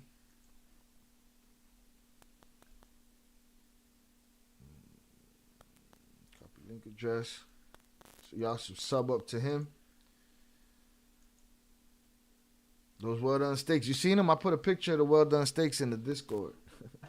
If you're new to the channel, if you have yet to check out what we got, we have hundreds and hundreds and hundreds, almost 1,000 videos that you guys could check out. We have playlists. I'm going to drop a couple playlists in the chat right now. If you have yet to see any of these playlists, check them out. Drop a like, drop a comment, hit the subscribe button if you have yet to do so. All right, we got Surviving El Chapo Season 1 and 2. We got Cartel Wives, The Tragic Life and Death of Zach TV 1. We got true crime stuff here. And we have the Flores Twins exclusives, which are exclusive interviews, Q&As, and shows that we've done with the twins right here on this channel. Right, salutes. Again, we knocked down the Il Cartel tier of members, so we're down to we just $2.99 tier, $2.99 a month. members only lives, early viewings, early screenings, stuff like that. So I'll drop the members link in here as well. There we go. And I'll give away 5 memberships right now. All right, hopefully it goes to some people that are usually in the crowd. Sometimes it goes to people that we don't see in the chat. But sometimes that's good. It makes people come through and they stick around. But I'm hoping it goes to some of the regulars that usually be in here. So hopefully y'all are in here right now. Hopefully you got your shit set up to accept gifts. And I'm going to put them out. ¿Qué putiza le puso Brandon? I've been one eye watching Ocran and listening to Ocran and watching Brandon keep dude off of him and piece him up. Salutes, Brandon Moreno. Great fighter. Great fighter, great dude. All right, so let me go in here and try to give away these memberships. There we go. We're going to give 5 now. All right, you ready? Are y'all ready to party? Let's go! Get your hands up! Get your hands up! Get your hands up! Get your hands up! Get your hands up! Get your hands up! Get your hands up! Let's see who we got here. 298 Sosa, 323G, Rolex. Solitude No Mercy, we don't know, and God did. Salutes. We got 3 of the guys in there. Rolex been around lately. 323G, usual suspect. 298 Sosa, usual suspect. Salutes. Salutes. Millions. All right, that's what's up. That's what's up. Yippee-ki-yay, motherfucker. That is what is up. Salutes. All right. Boom. So, for instance, the other night, we watched a screening of the Jay's response to El Primo. Shout out Brandon Moreno for the victory. Salutes. And salutes to 298 Sosa, 323G, Rolex, Solitude No Mercy, and God did. All right, we're going to give 5 more memberships for 30 days away before the end of this live stream. All right, we're about to move on to the phone call of P. Diddy from prison. All right. Got these Ocrans. Salutes Ocran Leaks. Shout out to the new members. Congrats. All right, boom. Salutes. New members. What the F is going on here? New members everywhere. Usual suspects. I got to get a usual suspect clip on the board, on the soundboard. Salutes. All right. Just waiting for these to play out. Let's get this out of here. We're done with that. Done with that. Let's get to this. All right. Shout out Brandon Moreno. Pulled out the victory. They always trying to throw a wrench in that boy's situation. He cold with it. Right? So, the other day, y'all know that I hit the like button if you have yet to do so. Again, salutes to y'all. Hundreds up in the chat for y'all. We're going to move on to this phone call. This Diddy phone call. Supposedly an image. Supposedly, quite possibly an image. This ain't the image that I saw in the original video.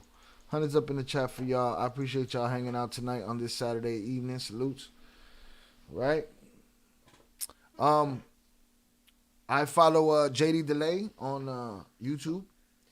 And the other day I saw this pop up and I was like, it doesn't seem real to me, and I'm surprised that you're just reacting to this so quickly. But people do what they do with their channels, right? It's not my place to put anybody's channel on blast, and I'm a huge fan of JD Delay. But I didn't.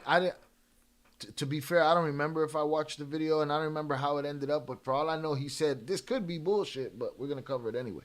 I didn't see it, but I didn't think about the phone call anymore, right? And then somebody sent it to me, and I was like, yeah, that thing is bullshit. I listened to it a second time. I was like, that thing is bullshit. I want to listen with y'all. I want to put up a poll.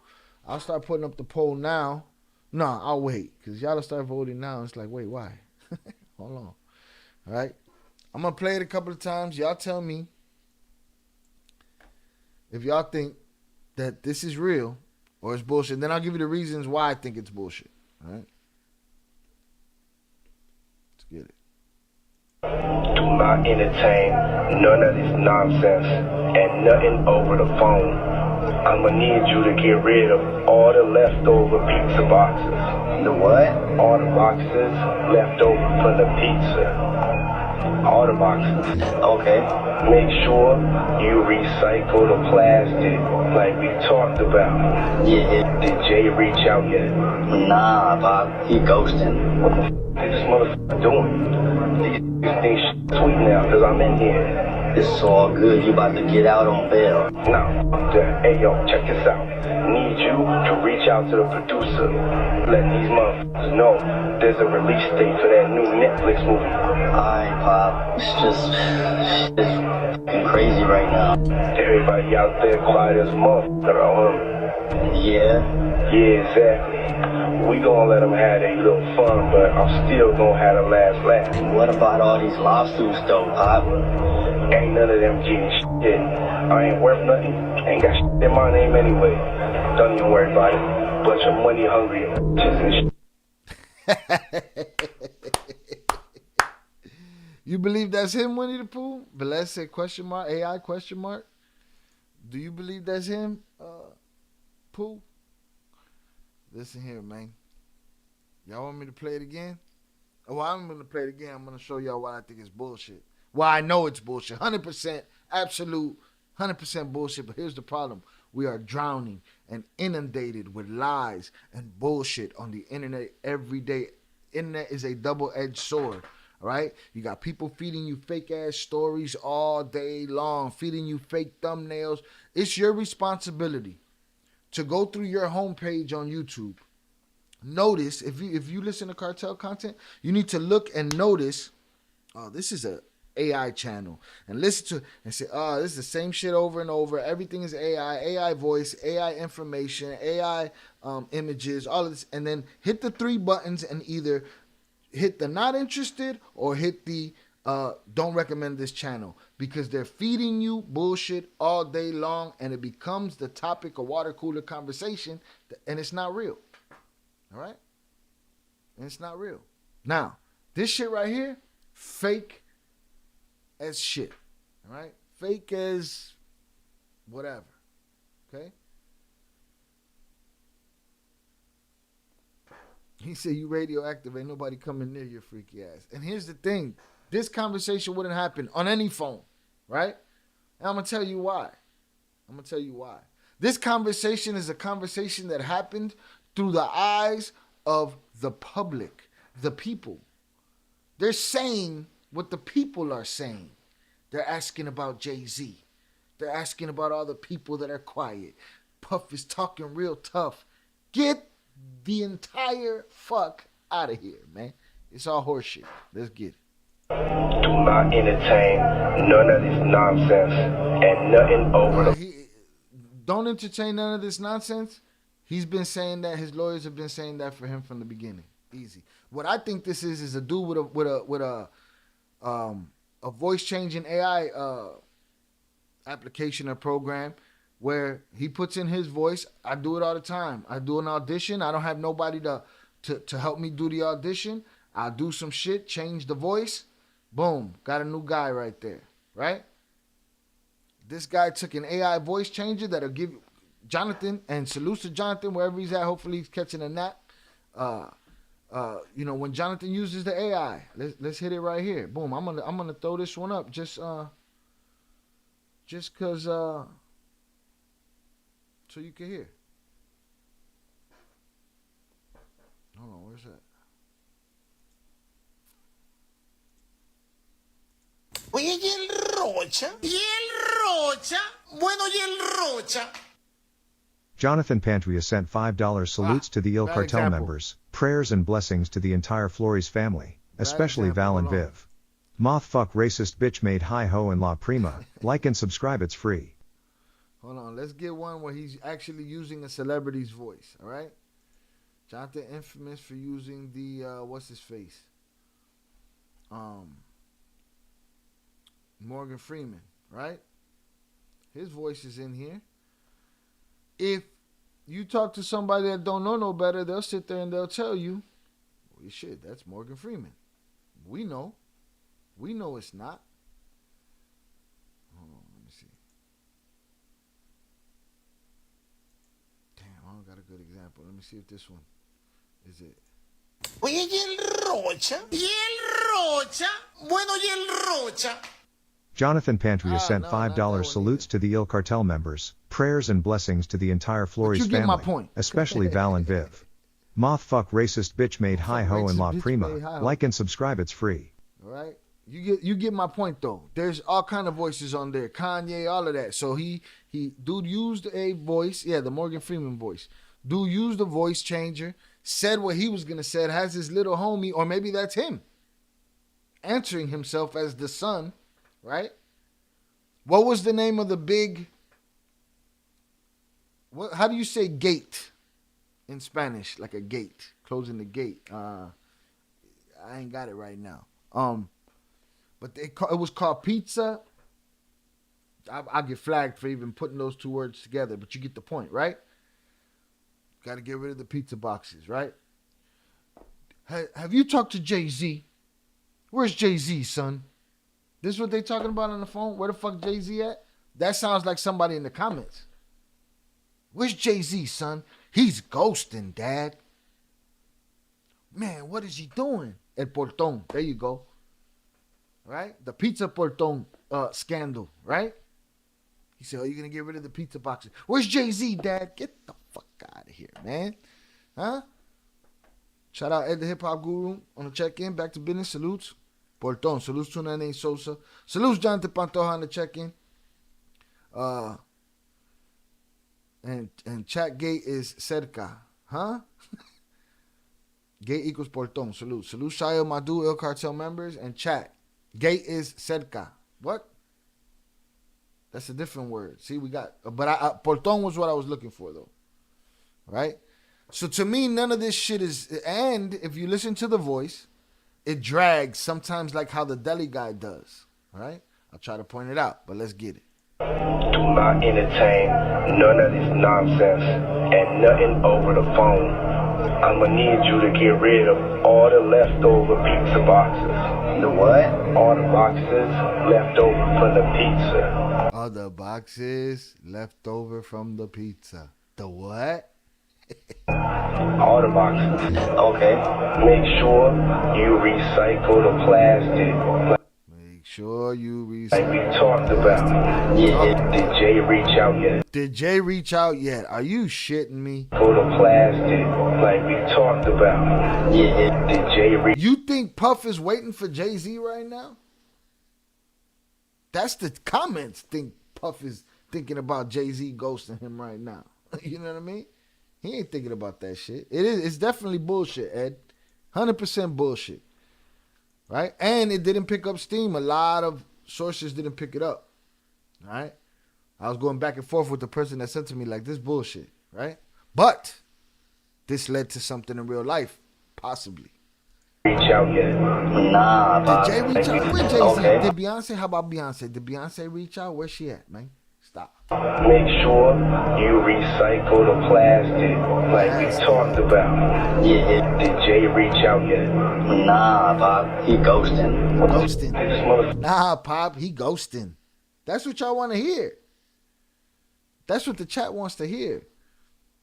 Tap that like button. Get the numbers up. Salutes. Salutes Big June on the check-in.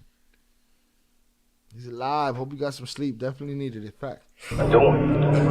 These things sweet now. Like we talked man, about. nah, Dad, he's ghosting. Did Jay reach out yet? Nah, Bob. He ghosting. What this motherfucker doing?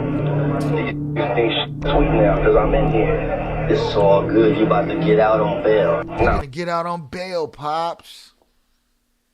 I was about to announce my presence silently through a power chat using the Morgan Freeman voice, aka the voice of God, and I was eerily surprised. We was having that AI conversation, and every example that I pulled up was the wrong one. It'd be like that, right? It'd be like that. Salutes. Hey yo, check this out. I need you to Check reach this out out. I'm gonna get out of here, son. We got this. Shut up. to the producer. Let these motherfuckers Call the producer. Producer for what? Let him know the Netflix documentary. Shut up. This is trash. now, cause I'm in here. It's all good. You about to get out on bail. Get out on bail, Dad. Hey yo, check this out. Need you to reach out to the producer. Let these motherfuckers know there's a release date for that new Netflix movie. Alright, Pop. It's just fucking crazy right now. Everybody out there quiet as a motherfucker. Yeah. Yeah, exactly. Yeah, exactly. Everybody quiet, right? Yeah, exactly. Yeah. Horse shit. Right? This shit is as fake as all the other shit we've been talking about that people are putting out there all every day, all day. These motherfuckers know there's a release date for that new Netflix movie. Alright, Pop. It's just fucking crazy right now. Everybody out there quiet as a motherfucker. Yeah. Yeah, exactly. We gonna let them have their little fun, but I'm still gonna have the last laugh. I'm still gonna have the last laugh. He should have went. He would have really sent it home if he would have done that. I'm gonna have the last laugh, son. Shut the fuck up. About all these lawsuits though, Pop. Ain't none of them getting shit. I ain't worth nothing. Ain't got shit in my name anyway. Don't even worry about it. Bunch of money hungry bitches and shit. Come on, man. Stop it. Fucking stupid. Right? But is this a real convo? No. I believe it's an absolutely fake convo. But did it inspire or instigate something in real life that happened? I believe it was yesterday at the jail that Diddy's in. Let's get it. No jail or prison is expected to be a five-star hotel. We know that. But it's not supposed to be a house of horrors either. Yeah, the troubled and violent Metropolitan Detention Center in Brooklyn housing Sean Diddy Combs raided by the feds today. They're investigating poor conditions, rampant drug smuggling, mounting violence, and repeated inmate deaths. Eyewitness News reporter Darla Moss live at the scene in Sunset Park with what's really going on there. Darla. Well, Bill, the Bureau of Prisons will only say this is an interagency operation to maintain a safe environment, but sources tell ABC News that inmates are not the target, and attorneys who've been seeing clients here for years say the timing is very curious. None of these issues are revelations that all of a sudden, oh my goodness, we need to go and address them. Early Monday morning, staffers at the Metropolitan Detention Center in Brooklyn met by dozens of federal agents and drug-sniffing dogs in search of any illegal items being smuggled inside. One is left to wonder. What happened? Diddy walked in there and said, hey, man, this is just contraband all over this motherfucker. Shut all this shit down.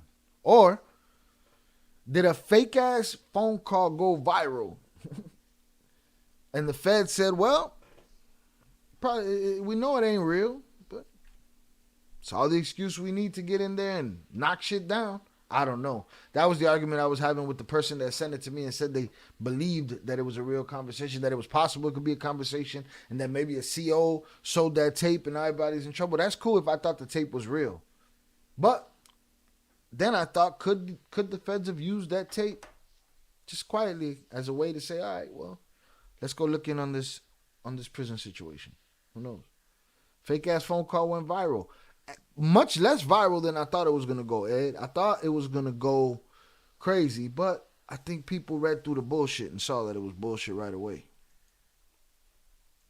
You know, is it the publicity, from those of notoriety, those well-known that are trying to get out of there? I'm going to try and minimize the amount of time he spends in very, very difficult and I believe inhumane housing conditions. Sean Combs and crypto mogul Sam Bankman-Fried are currently being held at MDC in Sunset Park, but it's where other high-profile inmates like R. Kelly, Michael Cohen, Fetty Wap, and farmer bro Martin Scarelli were lodged at one point in time. There is a whole cast of characters right there, man. Fetty Wap.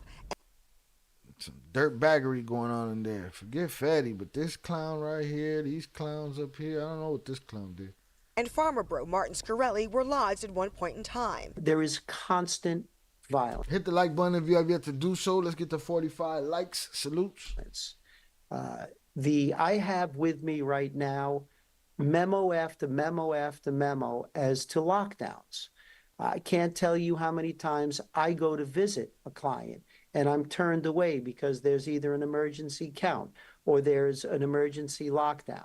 In September, 9 inmates at MDC were indicted for violent crimes, including 2 murders inside the facility. 7 staff members have been arrested on a range of crimes, from accepting bribes to providing contraband in the last 5 years. And just 2 weeks ago, federal prosecutors announced a Queens murder-for-hire plot that was orchestrated from inside of MDC using an illegal cell phone that was captured on surveillance video back in December 2023. And in 2019, thank you, News Channel, for getting me clapped. Appreciate you. the Department of Justice sought an investigation into a power and heat outage at MDC that lasted more than a week in the dead of winter. I visit clients at other federal facilities, and I don't see this. Now, this interagency operation could last for several days. Reporting live in Sunset Park, Darla Miles, Channel 7 Eyewitness News. The call is bullshit. The raid is real. That's how I see it. That's all I see there. The call is bullshit. The raid is real. All right. Let's see. What's this? AP. I think we got what we need from that. That's the update on Diddy. Let me see. There was something in the Discord. Let's see if I can pull that up real quick. Cartel live stuff. Let's see. Got this news now. This is because my next guest just testified before a federal grand jury. Yeah, this guy dropped grand jury testimony on Diddy. Again, old girl that's in here, I forget her name, the lawyer that I feel like allegedly is she's like a video broker. She knows where all the videos are. You know what I'm saying? She's with them. So let's take a look at this real quick. This is new developments in the Diddy story. This guy just testified before a grand jury. Because my next guest just testified before a federal grand jury. He says he was in possession of a trove of digital evidence from Diddy's freak-offs and parties. His name is Courtney Burgess, and he says a friend gave him 11 flash drives that belonged to the late Kim Porter. And if you follow this story, you'll know that Kim Porter is Diddy's ex-girlfriend and the mother of 4 of his kids. On those drives, the witness says 8 videos featured 8 celebrities at Diddy freak-offs or parties, and that 6 were males, 2 were females. The drive also included a manuscript of an alleged Kim Porter memoir. Now let me ask you. He talked in front of a grand jury, right? So evidently them hard drives got to be real, right? He got something. He's there with something. Oof. That her 4 kids insist is fake. Courtney Burgess told. Now, they've also been saying that these transcripts or these supposed book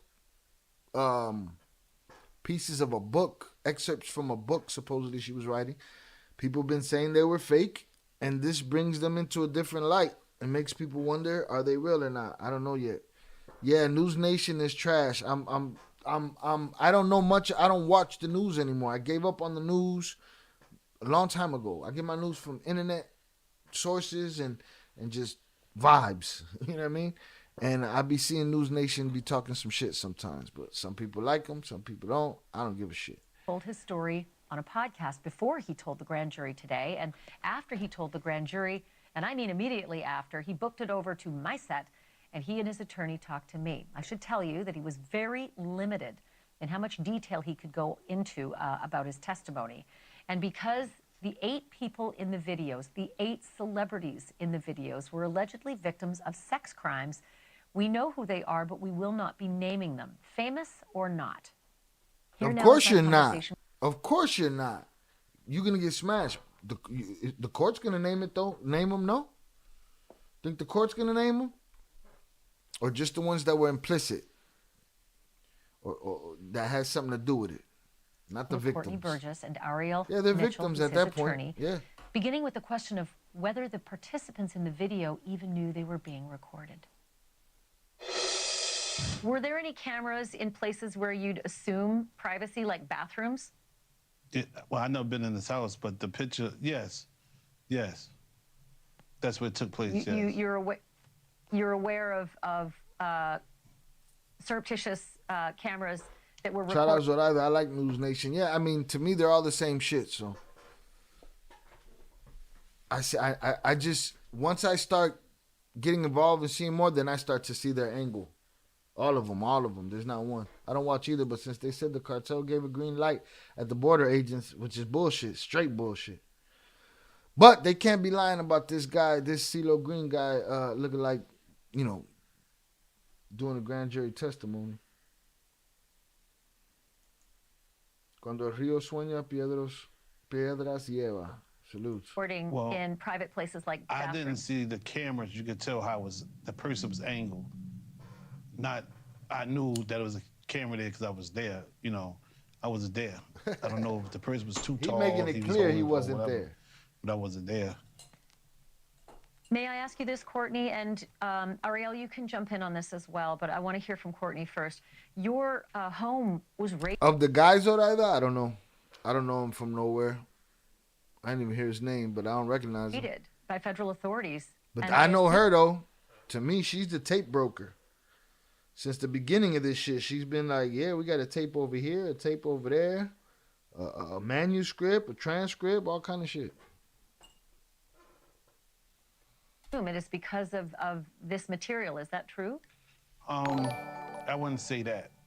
They just went to every one of them looking for What's me. this surprise? Jonathan dropped a super chat. Shout out Jonathan for the $5 super chat. Like and subscribe for the great quality content. It's free. Shout out to the El Cartel's member chat and motherfucking faceless, nameless, Mamabicho trolls. Right? I added some extra shit there, but oh man, can you do this? Why is it not working now? Clear it. Open it. Didn't do it. All right, fuck it. I'll do it from the phone. Salute Jonathan. All right, let me see. Boom. The paperwork said the 24th, that I had to be there the 28th, and then it was the 27th. I said, I can't make it there. That's tomorrow. So I don't know. From the look of it, it was 4 days. And I want to be specific. When we talk about a raid, we're talking about when a subpoena is served for documents, a search warrant or an arrest warrant. In this situation, Mr. Burgess was not in any way, shape, or form had a search warrant or an arrest warrant issued for him. It was just them serving a subpoena. So when the federal government needs to serve a subpoena, they use the Marshal Service to come to all of your residences if you have more than one residence. So in this situation, they sent marshals to all of Mr. Burgess's residences, and that was somehow construed or understood or turned into a raid, but he did not face a raid. It was just to serve him a subpoena. Ariel, do you believe that the subpoenas were issued and executed based on the federal authorities' knowledge that these flash drives existed and had this kind of compromising material? I think it was based on statements that Mr. Burgess made in a prior interview. And those statements include descriptions of... Shout out George Mendoza. Just hopped on to say what up to everyone and God bless. I'm 25 minutes into Jay's reaction. Be back after. Salutes to you, bro. All right, enjoy.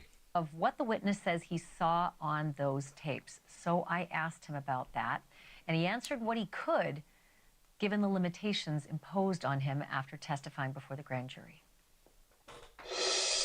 Out of those 8 videos, 8 celebrities, 6 men and 2 women, how many of those 8 celebrities were close to being underage or potentially underage? 2 males. 2 males. And of 2 those underage 8 males celebrities, how many of them were intoxicated or under the influence of drugs?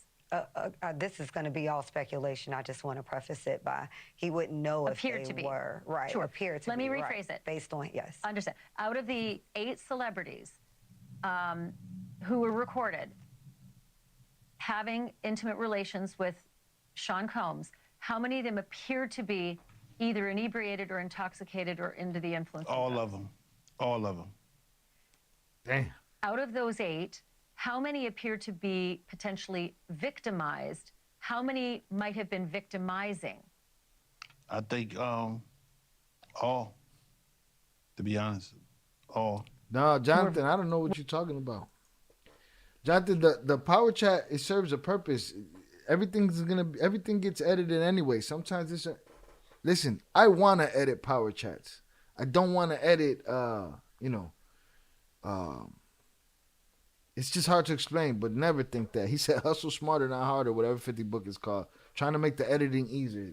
Editing got nothing to do with power chats. You do what you feel like doing. When it comes to donos and shit like that, power chats are a good thing.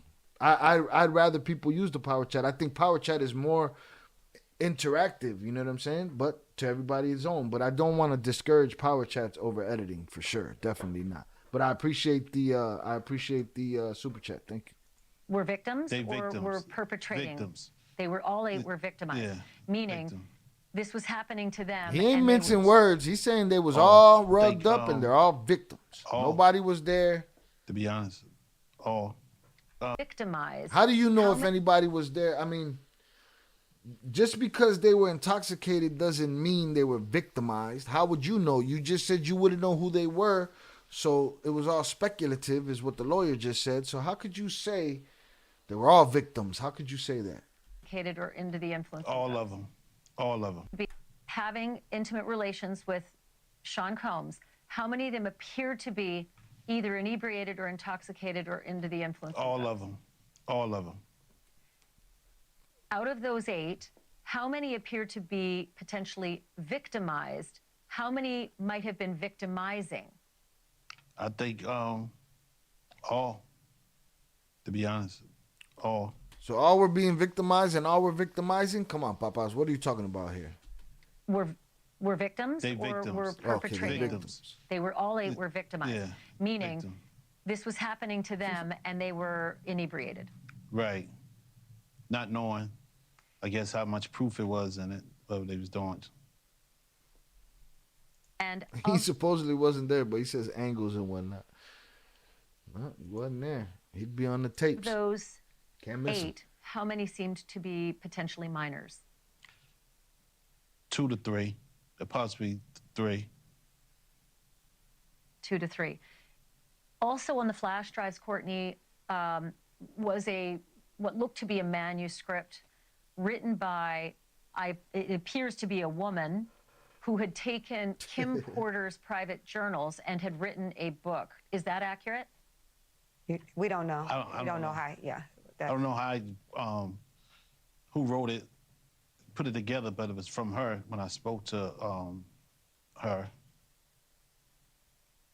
What you received on the flash drives, was it the completed book or was it notes from Kim Porter that later were made into a book? It was completed. It's only 60, Okay. it's only about 54 pages. It was Sure, and in the beginning, it says, Kim made me promise that if something happened to her, I would make sure this book became public to the world. The way Sean moved, I knew that was a... I agree with 298, man. You might be a victim once, but if you go back and party some more, that victim shit out the window. Yeah, I got to go to work. I got to protect my deal. Ain't a deal worth it for me. So now your priorities is what you need to check, because I don't know. It's fuck you. You ain't got a job big enough. You can't blackball me hard enough. You know, pause to in this business or any business for me to just eat shit. Sorry. promise I would have to fulfill. Kim knew I was a woman of my word, and this book was going to make it to print. So it sounds like it is a woman who wrote up the notes from Kim Porter. Does that sound accurate? It's how you read it, yes. I haven't even read the book. Come on, man. Do you know who the woman is? No. And to be clear, he received it in its complete form. So I think just to make sure we have some clarity here, the manuscript that Mr. Burgess received was already in its complete form. It's not that he edited it or changed anything. Got it. He did give it to someone Makes else sense. who then edited it. She but know where that's not how everything he is. received it. She could find Jimmy Okay, Hoffa. so Ariel, did your client, Courtney, receive the book from the woman who seems to have written it, saying, I'm a woman of my word, and this book is going to make it to print? I don't know if he received it from a man or a woman. He can answer that. I received it from a man. I tell you, somebody she was dating. Somebody who was dating. The girl was dating or Kim was dating? Yo, Young Bucks, stop walking around with the fucking stock X tag on your shoe, please. Stop it. Right? Just rip the tag off. It's not just take that shit off, man. Unless you're going to sell them back to stock. Do you know if the notes from the book really were from Kim Porter? It was, yes, because I spoke to her probably like 6 hours before I got it, received it. You spoke to Kim Porter? Yes. So Kim Porter. Just saying hi. Okay. Just saying hi. Didn't Okay, Ariel, go ahead and just saying give hi. me clarity What on the the fuck time. are we talking about here, man? This guy looks like another kook to me, man. He's just saying some bullshit. Bouvier said, yeah, that shit corny as fuck. Stop with the StockX tags. He just talked to Kim to say hi, and then he got her memoirs. No, I'm trying to get him to provide Salute, clarity. Booby. Appreciate you. Was there a conversation with No, her? I was or talking to the person, and he said, hold up, this is Courtney, be right here. Let me say something to him. He said, I know him, put me on speaker. Then that's how we end up speaking. Okay, And now then- that makes sense. He's talking to the guy. It's going to give him that. I need to understand this story. Later, somebody brought somebody else came and brought you the manuscript. I know him, put me on speaker. Clarity on the timeline. No, I'm trying to get him Ariel. to provide clarity of was there a conversation with No, her? I was or talking to the person, and he said, hold up, this is Courtney, be right here. Let me say something to him. He said, I know him, put me on speaker. Then that's how we end up speaking. And then later, somebody brought somebody else came and brought you the manuscript. Right. Before I left ATL. To the best of your knowledge, Courtney, do you believe that the manuscript is truly based on Kim Porter's diaries? Because there is a lot of dialogue in there. It is pages and pages of actual dialogue, which, I mean, I can't remember breakfast today, let alone dialogue from 5, 10, 15, and 20 years ago. I guess this is a woman's scar. You understand? Maybe, what she been through. It's, I'm not a woman, so I'm just going by how I got female friends and relatives. They always come to the house scoring because what went on in their relationship. And you can't, when you're scoring, you can't forget it. Yo, there was the red flags. Those were the red flags right there. He said they come to the house scoring. I got friends. They come to the house scoring about their relationships. Stop down here for a moment and know. Hold on, one more again. It's woman's scar. Woman's scoring. 5, 10, 15, and 20 years ago. I guess this is a woman's scar. You understand? Maybe, what she been through. It's, I'm not a woman, so I'm just going by how I got female friends and relatives. They always come to the house scoring because what went on in their relationship. And you can't, when you're scoring, you can't forget it. Okay.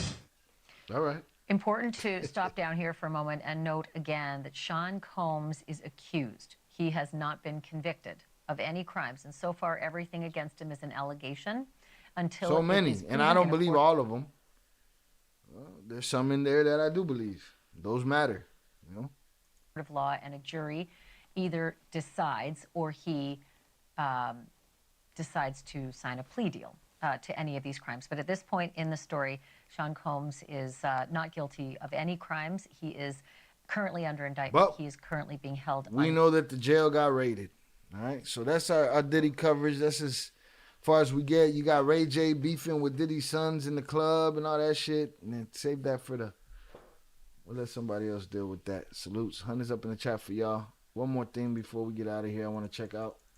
Hit the like button if you have yet to do so. We already 48. Let's get to 50 if possible. I appreciate y'all. Hundreds up in the chat for y'all. Valet said Spoker said hi. 2 different things. Sunana said that boy full of shit. Be like that. All right, hundreds up in the chat. Bow, bow, bow. I want to look into...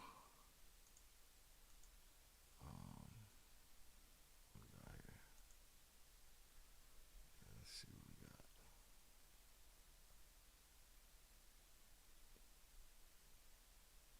Something shorter than that. Let's see.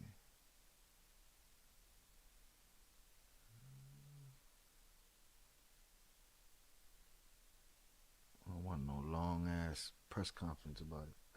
I'll give him that. He's right about that. We don't forget. Salutes. All right. That scorned memory is something fierce.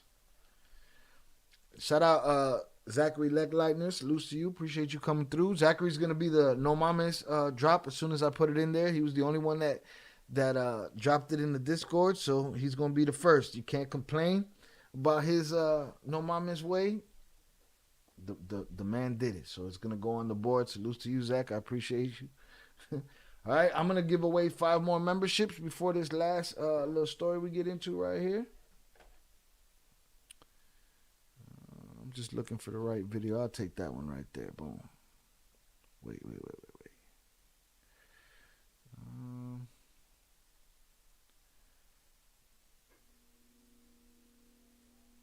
was 5 days ago. Shout out Jonathan Pantoja. Salutes.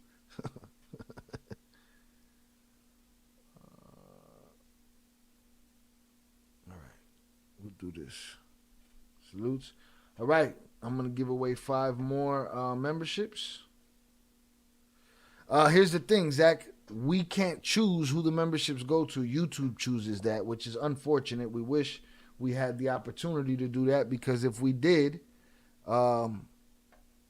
we'd be... Breaking news right now. If we did, we'd be giving it to the people that are always in the building, right? Luckily for us today, YouTube managed to give out 3 memberships to people that are usually in the building. So salute to YouTube for that, but we don't make the choice. I wish we could. So hopefully you get it. But the way you get it, I guess, is continued engagement in the channel. I don't know how YouTube chooses, but we do this every month, and I'm about to give 5 more away. So let's get it, all right? Are y'all ready to party? Let's go! Get your hands up! Get your hands up! Get your hands up! Get your hands up! Get your hands up! Get your hands up! Get your hands up! Shout out my brother DJ Nonstop and Forever X. Salutes. Let's get it. 5 memberships going out right now. All right. Salutes BL Smoke. Got a membership. BL Smoke being here. Winnie the Pooh being here. MAGA was in here earlier. Irene Pinky, we don't know. And Super Big Exotic 420, I believe, used to come in here in the past. But salutes Winnie the Pooh in here on a regular. BL Smoke on a regular. And again, MAGA was in here campaigning earlier. So salutes to them for winning the 5 memberships for 30 days to get the membership perks. All right, I'll drop the link in here again.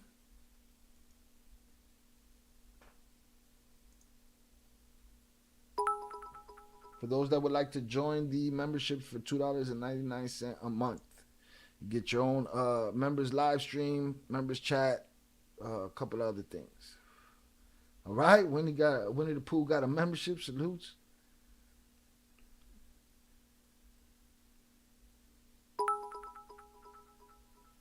Let these clear out real quick. Boom, we got our 50 likes. I appreciate y'all. Hundreds up.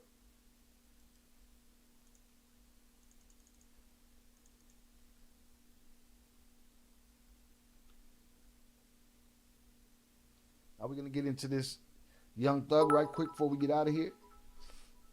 Shout out Zoraida, new members. Congratulations.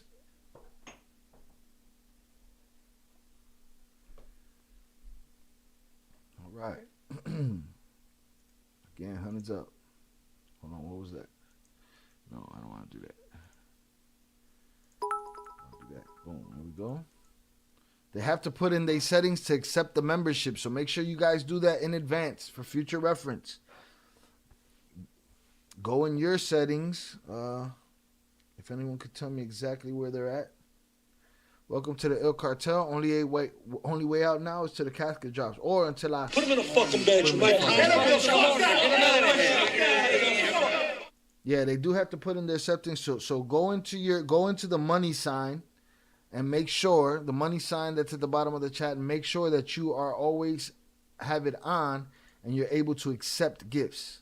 All right, and you'll be in the running. We do this every month at the beginning of every month. Salutes. All right. Salutes. All right, let's get it, man. Let's see what they talking about right here. Now at 6, a star defendant in the YSL RICO trial, Grammy-winning rapper Young Thug pleading guilty to a number of criminal charges inside a Fulton County courtroom late this afternoon. And what has been the longest-running criminal trial in Georgia history, the rapper whose real name is... Listen, not the longest-running criminal trial because they had mad evidence, and it was a fucking circus, all right? It was a shit show of a trial, okay? For those that don't know, long time ago, I put up a video. Let me see if I can find it real quick. I put up a short. Shout out to the homie Fadi, a friend of mine, director in Chicago. And he had sent me, he was like, yo, so-and-so from YSL just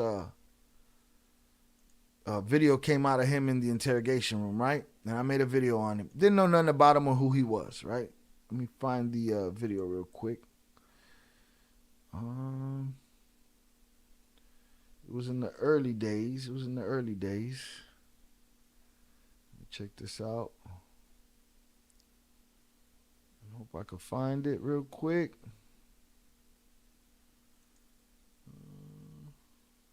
Here it goes right here.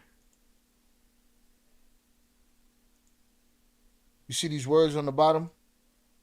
All right, this is back when the channel first started. This was dropped in February 2023.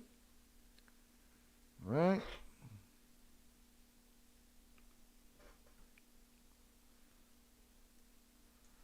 And it has his name. It says Woody, and it says, how can I help myself? You see these words on the bottom? How can I help myself? Those are the words you need to worry that your friends are saying behind closed doors, and they got the light on you, and they're putting the pressure on you, and they're asking you the questions, and they're giving you these big numbers, and they're telling you these years is coming for you, and they're telling you you're going down. Those are words you need to worry about. How can I help myself? All you young brothers out there that want to play the crime game or want to play the music game or want to mix into both, go play the music game. Go rap, go act, go do what you're going to do. Put them together, you're through. You're done. They don't go together. They're oil and water. How can I help myself? Not how can I help the team? Not how can I help my co-defendant? None of that. How can I help myself? Can I drown him to stay alive? That's what it is. You both make the decision to go out and get in the water, right? The ocean makes you pay. You're both struggling to stay above water. And then one grabs the other one and uses him as a float, as a buoy to help himself up. This is what you're up against. Tell my nephews, this is what you're up against. This is what you got to worry about. You see these words on the bottom? Right? How can I help myself? So that was Woody, YSL Woody, right? So YSL Woody was in there telling them whatever they wanted to hear, according to him. They ended up bringing him into the trial, and he told them just that. It's all bullshit. I put everything on Thug. Every time y'all grabbed me for whatever reason and wanted me to talk, I said, Thug, Thug, Thug, Thug, Thug. That's what y'all wanted to hear. So he created this entire case, and he dismantled it all at the same time, right? Now, I'm not here to talk about Young Thug's guilt or not guilt, right? My thing is, if he's guilty of something, nail him to the cross, should have get off the pot. They didn't do that. It was a clown show. Prosecution was a clown show, right? I saw lawyers go to jail. I saw judges get switched out. I saw judges do illegal shit. I saw Woody just say whatever he wanted up there. Prosecution was clueless. It was just a mess. So when they say longest trial, it ain't long because it's long because it was a shit show. It was long because it was a shit show, and I'm surprised he got any time at all, or any time served, or probation, or whatever it is. You know what I mean? Jeffrey Williams is accused of running a street gang. Our defendant in the YSL RICO trial, Grammy-winning rapper Young Thug, pleading guilty to a number of criminal charges inside a Fulton County courtroom late this afternoon. And what has been the longest-running criminal trial in Georgia history, the rapper, whose real name is Jeffrey Williams, is accused of running a street gang known as Young Slime Life. And now the next step is his sentencing. We have a live look right now inside the courtroom where attorneys are still discussing his possible sentence with the judge. And while we wait for that announcement, we're going to go through what we know so far. Young Thug has pleaded guilty to gang, drug, and gun charges today in the courtroom. But when it comes to two charges, conspiracy to violate the RICO Act and leading a street gang, he entered a type of plea that allows him to accept the punishment without admitting guilt. His attorney offering some insight just moments ago into why Young Thug decided to enter that particular plea. I told Mr. Williams that I think we're winning the trial and we should go to verdict. But he told me I can't wait another 3 months if there is any possibility And I I could go get home. it. I get it. They done dragged him through this shit. They've been, again, the shit show. I'm sure he didn't want to spend another day. As you could tell, his lawyer believes we got this in the bag. That lawyer right there he got locked up over this trial. You know what I'm saying? And requested to be locked up with Thug so they could work on the case. You know what I'm saying? Like, it was a shit show. But as you can see here, he didn't want Thug to take, and he's saying it right there in front of Thug, he did not want Thug to take this deal. Because I have children that I can't wait another 3 months if there is any possibility I could go home, because I have children that are hurting. I have things to do, and he has some medical issues that he would like to tend to. He wakes up every day, and it's another day in HE blank blank. He couldn't One say more hell live in look court. inside the courtroom. As far as sentencing, the state is recommending 45 years with 25 to serve in prison, 20 on probation. Of course, we're going to update you as soon as we learn that sentencing. We're streaming the proceedings live right now on 11 Alive Plus. So this was Well, the high-profile grand jury pre the indictment sentencing. set The off. sentencing ended up being, shout out Jonathan, I'm not a fan of him, but the judge and DA did him bogus as fuck with that probation and not trying to bring in other business in here. But violating your probation can really mess up your life. Salutes. Nah, that was what they was talking about. What he ended up getting, I think, was 5 years with time served and 15 years probation is what I believe he got. But there's a lot of stipulations, and that was the conversation we want to have. I don't have a list. If anybody knows where I can find one, let me know. A list of his plea stipulations. Young Thug plea stipulations. Because I know one of them is he's banned from Atlanta. So he can't be in Atlanta. Per usual, he can't be around felons, gang members, whatever. He made a special request to be able to have contact with his brother, who was also in on this case. And he made a special request to speak to Gunner, who testified in this case, and people call a snitch all day long. He made a request to be able to work with Gunner. Right?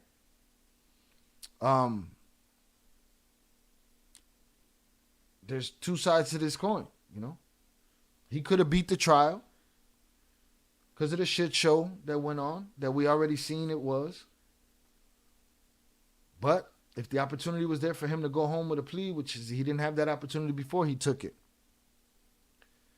Also, from what I understand from his stipulations,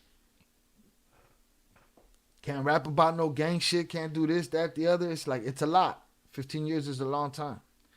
So on one hand, you're home. You took the 15 years probation. Sounds like a raw deal in the setup, right? Because damn, staying clean for 15 years. But on the other hand, you're home. And if that's what you got to do, you're going to have to figure it out, right? Two sides to that coin right there. Shout out Zachary, said, yo, it's crazy. I watched the vlog of Woody and Brick Baby with Adam 22 running around the streets of Atlanta, and all the kids want Woody's autograph. It's crazy. He can kick it with Gunna.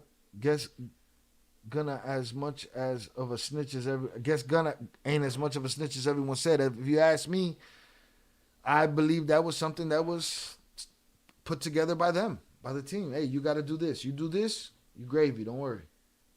Again, arranged. We pick and choose. In hip hop and in America and in crime culture, we pick and choose who's the snitches and who's not. Right? Wallow.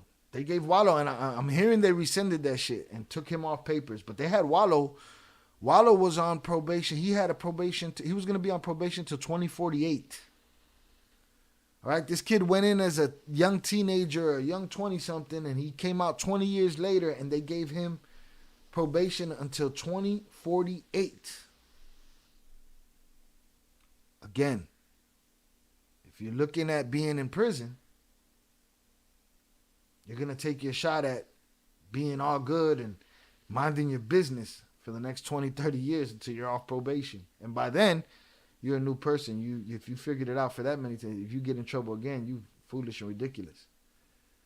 But again, like Fernando said in the Discord, he said he could be good for 15 years and in the 14th year, fuck up and get a 45-year sentence, 60-year sentence, whatever they want to give him. Yeah, he gets 40 years if he violates. So it's rough, but it's what you got to do. See, we know him for being wild and allegedly shooting up Wayne's van and being the foil between Wayne and Baby and all of this shit. But he made a choice. I'm hoping he can live by that. But I really do want to see a list of the stipulations. I'm sure in a little bit of time that'll... Let me see if we can find it here. Because I know he can't be in L.A.,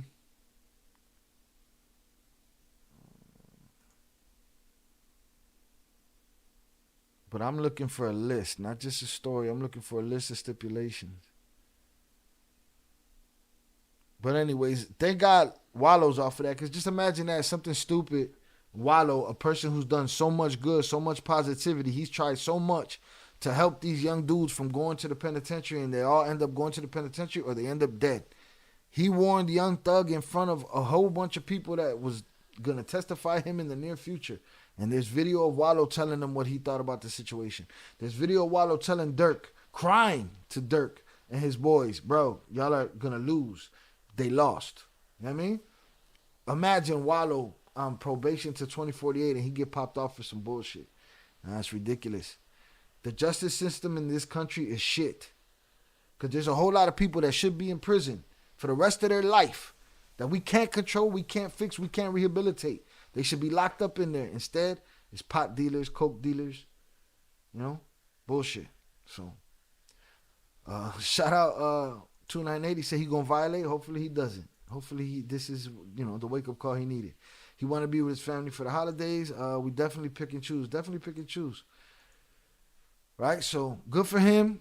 Glad you're home. Don't commit no more crimes, and mind your fucking business. All right, go make songs about something nice. Crazy part is every single plea deal, they dropped the murder just to get the RICO charge. I'm not a lawyer, however, I'm pretty sure they can regroup and recharge the murders later. Who knows? Who knows? If somebody doesn't decide to pick this up, we'll see. We'll keep an eye on it. Right now, he's home. Hopefully, he, you know, again, minds his business. You know? So, salutes. All right, man.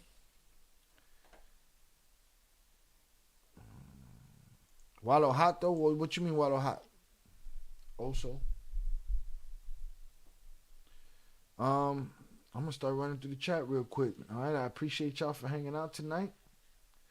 We had a good time. We had a couple of Mamarichos come in. I'm going to invite all the wrenches into the moderation chat in the Discord so that we can have discussions about how we do things. I appreciate your help always. Salutes.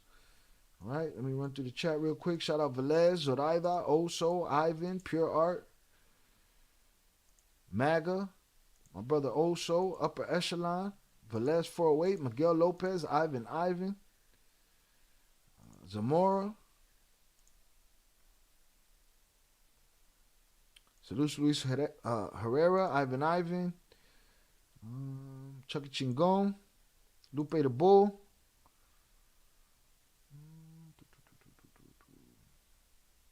Miguel B.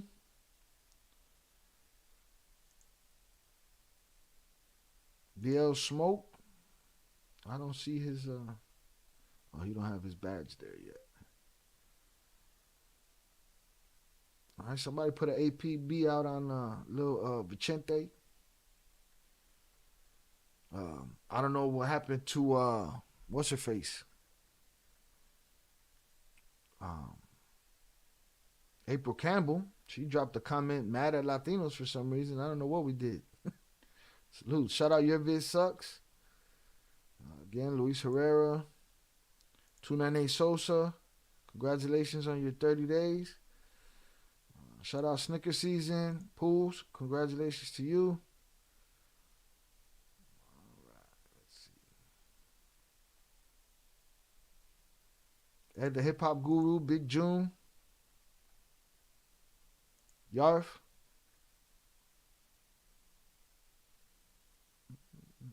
Shout out Jonathan for the super chat. Appreciate you, sir. Shout out Pete Never for his super chat. Shout out Upper Echelon for his super chat.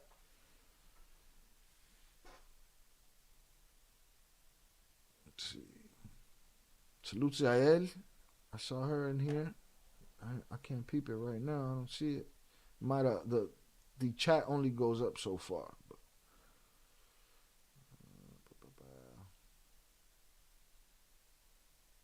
Oh, there it is. Salute to Yael. All right, then. I think that's it. I'll be working on my Ill Films channel. Well, sometime next week we'll get on the next J Reacts. I'll do a live stream in between time, sometime there. Shout out Jonathan Pantoja. Told me to check my inbox.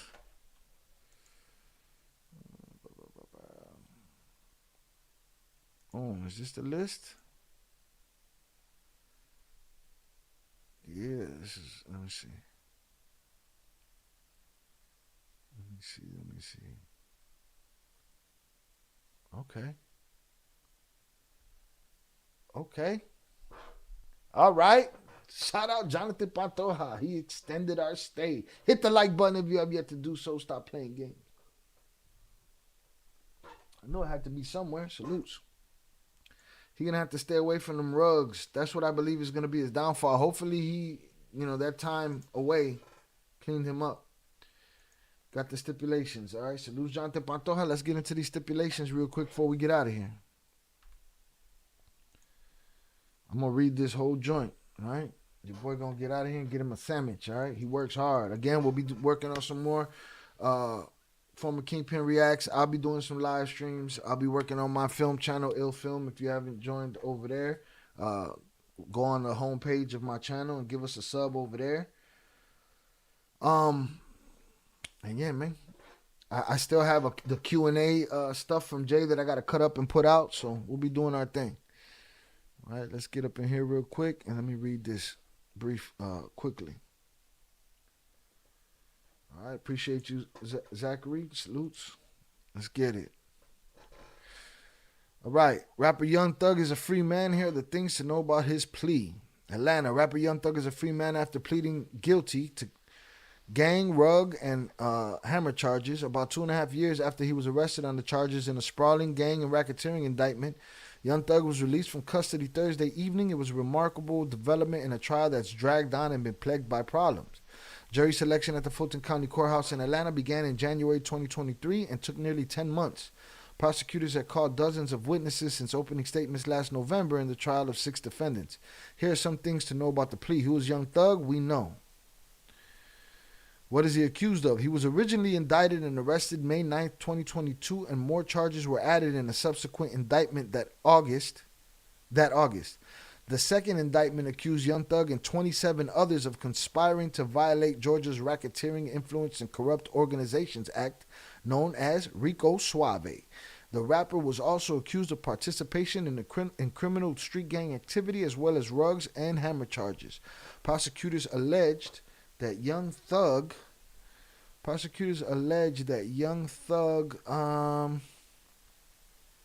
I lost it.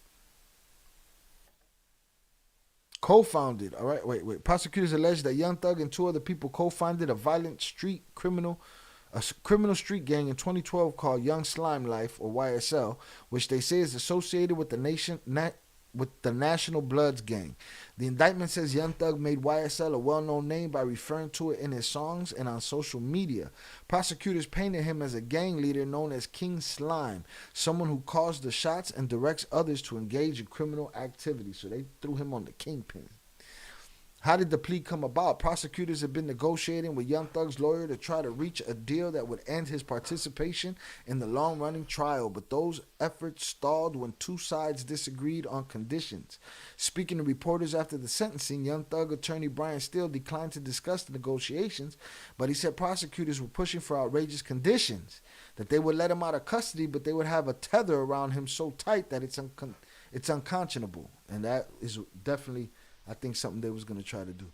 Instead, the rapper went forward with a potentially risky, non-negotiated or blind plea, meaning he was entering pleas without having a deal in place with prosecutors.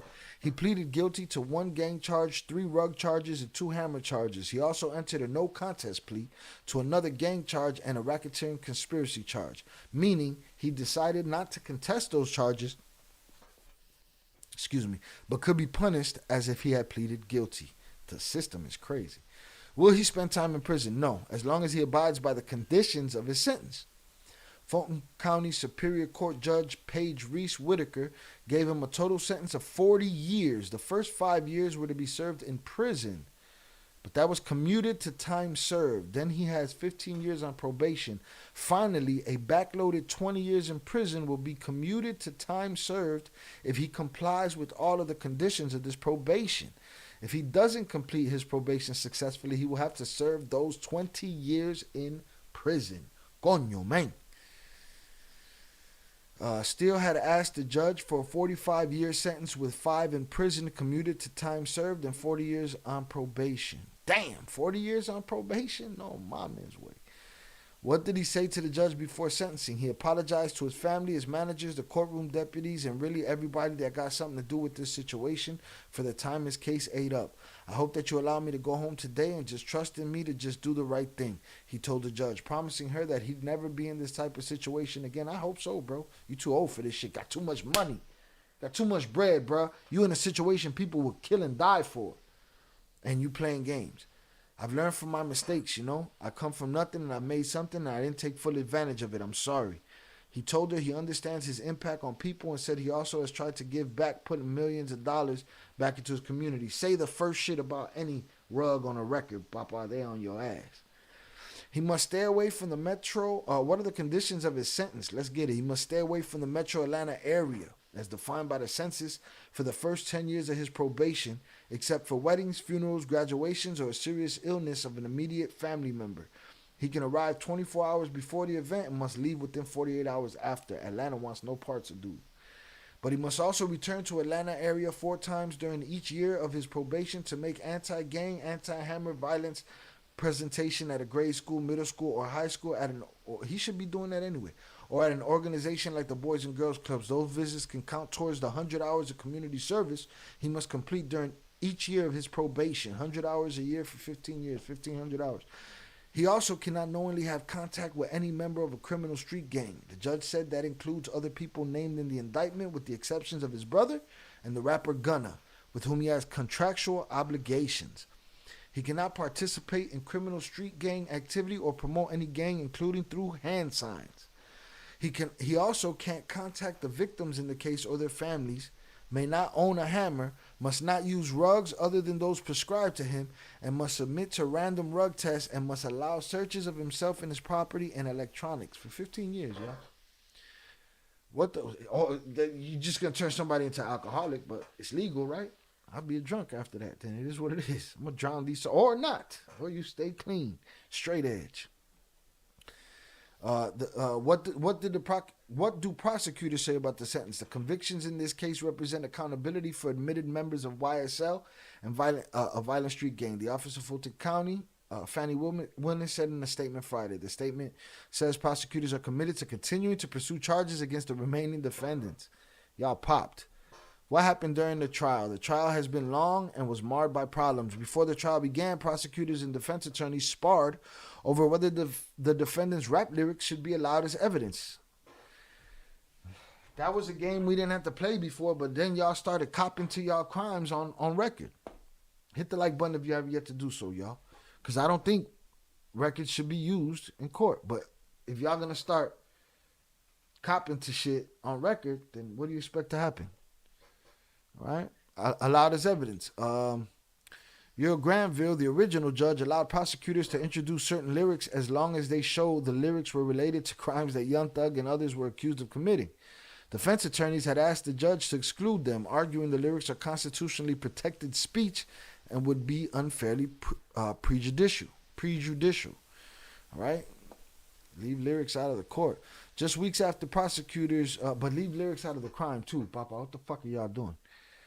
Just weeks after prosecutors began presenting evidence, the trial had to be paused because of one of Young Thug's co-defendants was stabbed in jail. Not to mention, didn't somebody hand him off some rugs in the courtroom? In June, Steele told Glanville in open court that he had learned of a meeting in the judge's chambers between the judge, prosecutors, and a prosecution witness, which was Woody.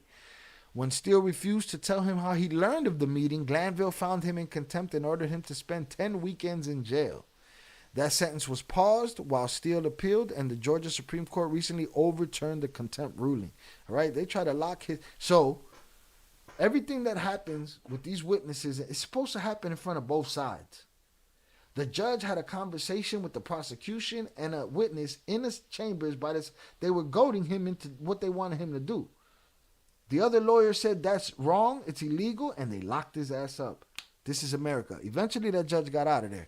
Glanville was removed from the case the following month after defense attorney sought his recusal, citing the meeting with the judge held the prosecutors and citing the meeting the judge held with prosecutors and a state witness that caused another delay until Whitaker was appointed to take over. Whitaker in September grew frustrated with Love, the lead prosecutor, saying the case was being presented in a haphazard way and that she couldn't tell whether all of this is purposeful or this is just really poor lawyering. You gotta be a bad lawyer if they don't know if you throwing the case. Are you throwing it? Are you in a fixed fight? You throwing the case? Or are you just this incompetent, this horrible at your job? You know what I mean? Who knows? Meek Mill was on the probation forever too until Nicki helped him. Actually, Jay helped him and Ruben and all of those guys helped him. Yeah, he was on the... And he violated for popping a wheelie, like on a charge that was like 10, 15 years earlier when he was broke. Stormtroopers drooping and trooping. What the fuck? Peace out, all. 4 a.m. comes early, working in the AM. Salutes to you. Get that money, all right? Get that money. You don't wake up early, you don't get millions. Millions! They're doing too much. Setting him up for failure. Might as well have given him time. And hey, he's home, bro. He took it, right? He's going to have to live by it.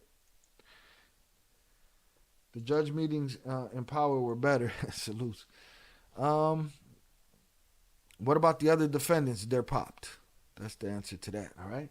Boom. Did that. Salutes, Jonathan Pantoja. I appreciate you for getting us that list. That's what we wanted to know. No gang signs.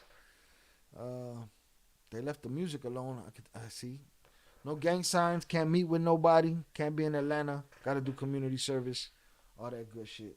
Let's hope he learned his lesson. You dodged the bullet, Papa. They was trying to get you for terminating people. You was going to be done with. All right? Again, I appreciate everybody that hung out tonight. Honey's up in the chat for y'all. Join the Discord if you have yet to do so. I will be working. I appreciate y'all. Make sure y'all share. Tell a friend to tell a friend. Go check out a video that you haven't seen here. Hit the like button, comment. All of that stuff helps, man. All right? Salutes to all the new members. Salutes to the wrenches. Salutes to the donators. I appreciate you all. You know, y'all have a great night. I don't need this to help me. Turn that off. All right, salute Zoraida. I appreciate you. Y'all have a great night, and I will catch up with y'all soon. All right, peace.